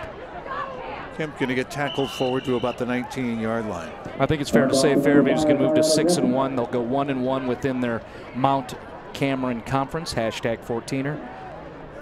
And then up ahead, well, the Knights will go take on those Mullen Mustangs under head coach Tom Thinnell, who are missing their starting running back, their starting quarterback, a starting defensive lineman, really their lead defensive lineman, a talented defensive line unit for the Mustangs. And then they get surprising North Glen. North Glen. Have to check that North Glen How about score. that? And then Mountain Range to finish out the season here. In the meantime, up the middle they will go. Speaking of both those squads, North Glen Mountain Range, last we have, the Norse were up 9-7 in a low-scoring game in the fourth quarter. Wow. So the Norse, they could go 6-1. Yeah, 6-1. Don't sleep on them. Long time, you know. Late 80s, early 90s. They were fantastic. But again, landlocked, a little like A West has been. And guys going to the new schools and things like that. First down for Fairview, run up the middle. That'll be Moreno to about the 5-yard line. Did Phil make an executive decision? I believe he did. We have we'll do it at the end of the game. And it's coming here. 8 seconds left. Well, the Grizzlies fought hard. The early 2 touchdowns. And then a stalemate, and then we thought the Grizzlies might have figured something out. In the end, though, nighttime in Boulder. Fairview with the win. 31-21. Fairview goes to 6-1, 1-1 in the conference. And Thunderridge will fall to 2-5, 0-2 in the conference. So let's do our player of the game, presented by American Furniture Warehouse. And that would be Matt Greenwald. Yeah, the guy in the back there getting some pats on his helmet, 23, right behind 89. And here's why, because you just said it. We thought for a moment there in the third quarter that Thunderridge had figured some things out. Their defense was playing real well, and then all of a sudden they popped the two big plays. The 54-yard bomb and then the 33-yard touchdown reception on consecutive series, both collected by Matt Greenwald. So congratulations to 23 and all the Fairview Knights on a win. They go to 6-1. Yeah, that was at that point where it was that made it 17-7. Put them to within 2 scores. The big strike after the 6 plays, 76-yard drive, Atkinson to Greenwald, but then 3 and out caused by the Fairview defense, and then the 1 strike, the 33-yard touchdown pass. And that was all she wrote. Switched it back up. Yeah. Yeah. Olmo really ended up going over to the Fairview side and staying there. Well, that was fun. And excited to be back up here in Boulder at Jawbone Hill and Christian appreciate Rec Field. the hospitality from TK, Taryn Kelly, the athletic director, and head coach Tom McCartney, and the sports staff at Fairview High for making sure we're all set up here. And Thunderridge crew, love talking to Doug. Yes. You know, I'd really like to get a look at both these programs. Just enjoy being here, and I like the opportunity to say Jawbone Hill 800 times on a Friday the 13th here in October. Coming up next week. Fairview's. Our broadcast next week. Rock Canyon. And Chaparral. And Chaparral, there we go, beautiful. And we will be down south for that one. That's the next time that we'll talk, coming up on Friday. All right, the final here tonight, 31-21, Fairview, number 10 Fairview, over Thunderridge. Say goodbye for now to everyone in Boulder. For Marty Cesario, I'm Cory Lopez. Nice job, crew. Presented by Stream It Sports. This has been the Denver Post Preps Game of the Week, presented by American Furniture Warehouse.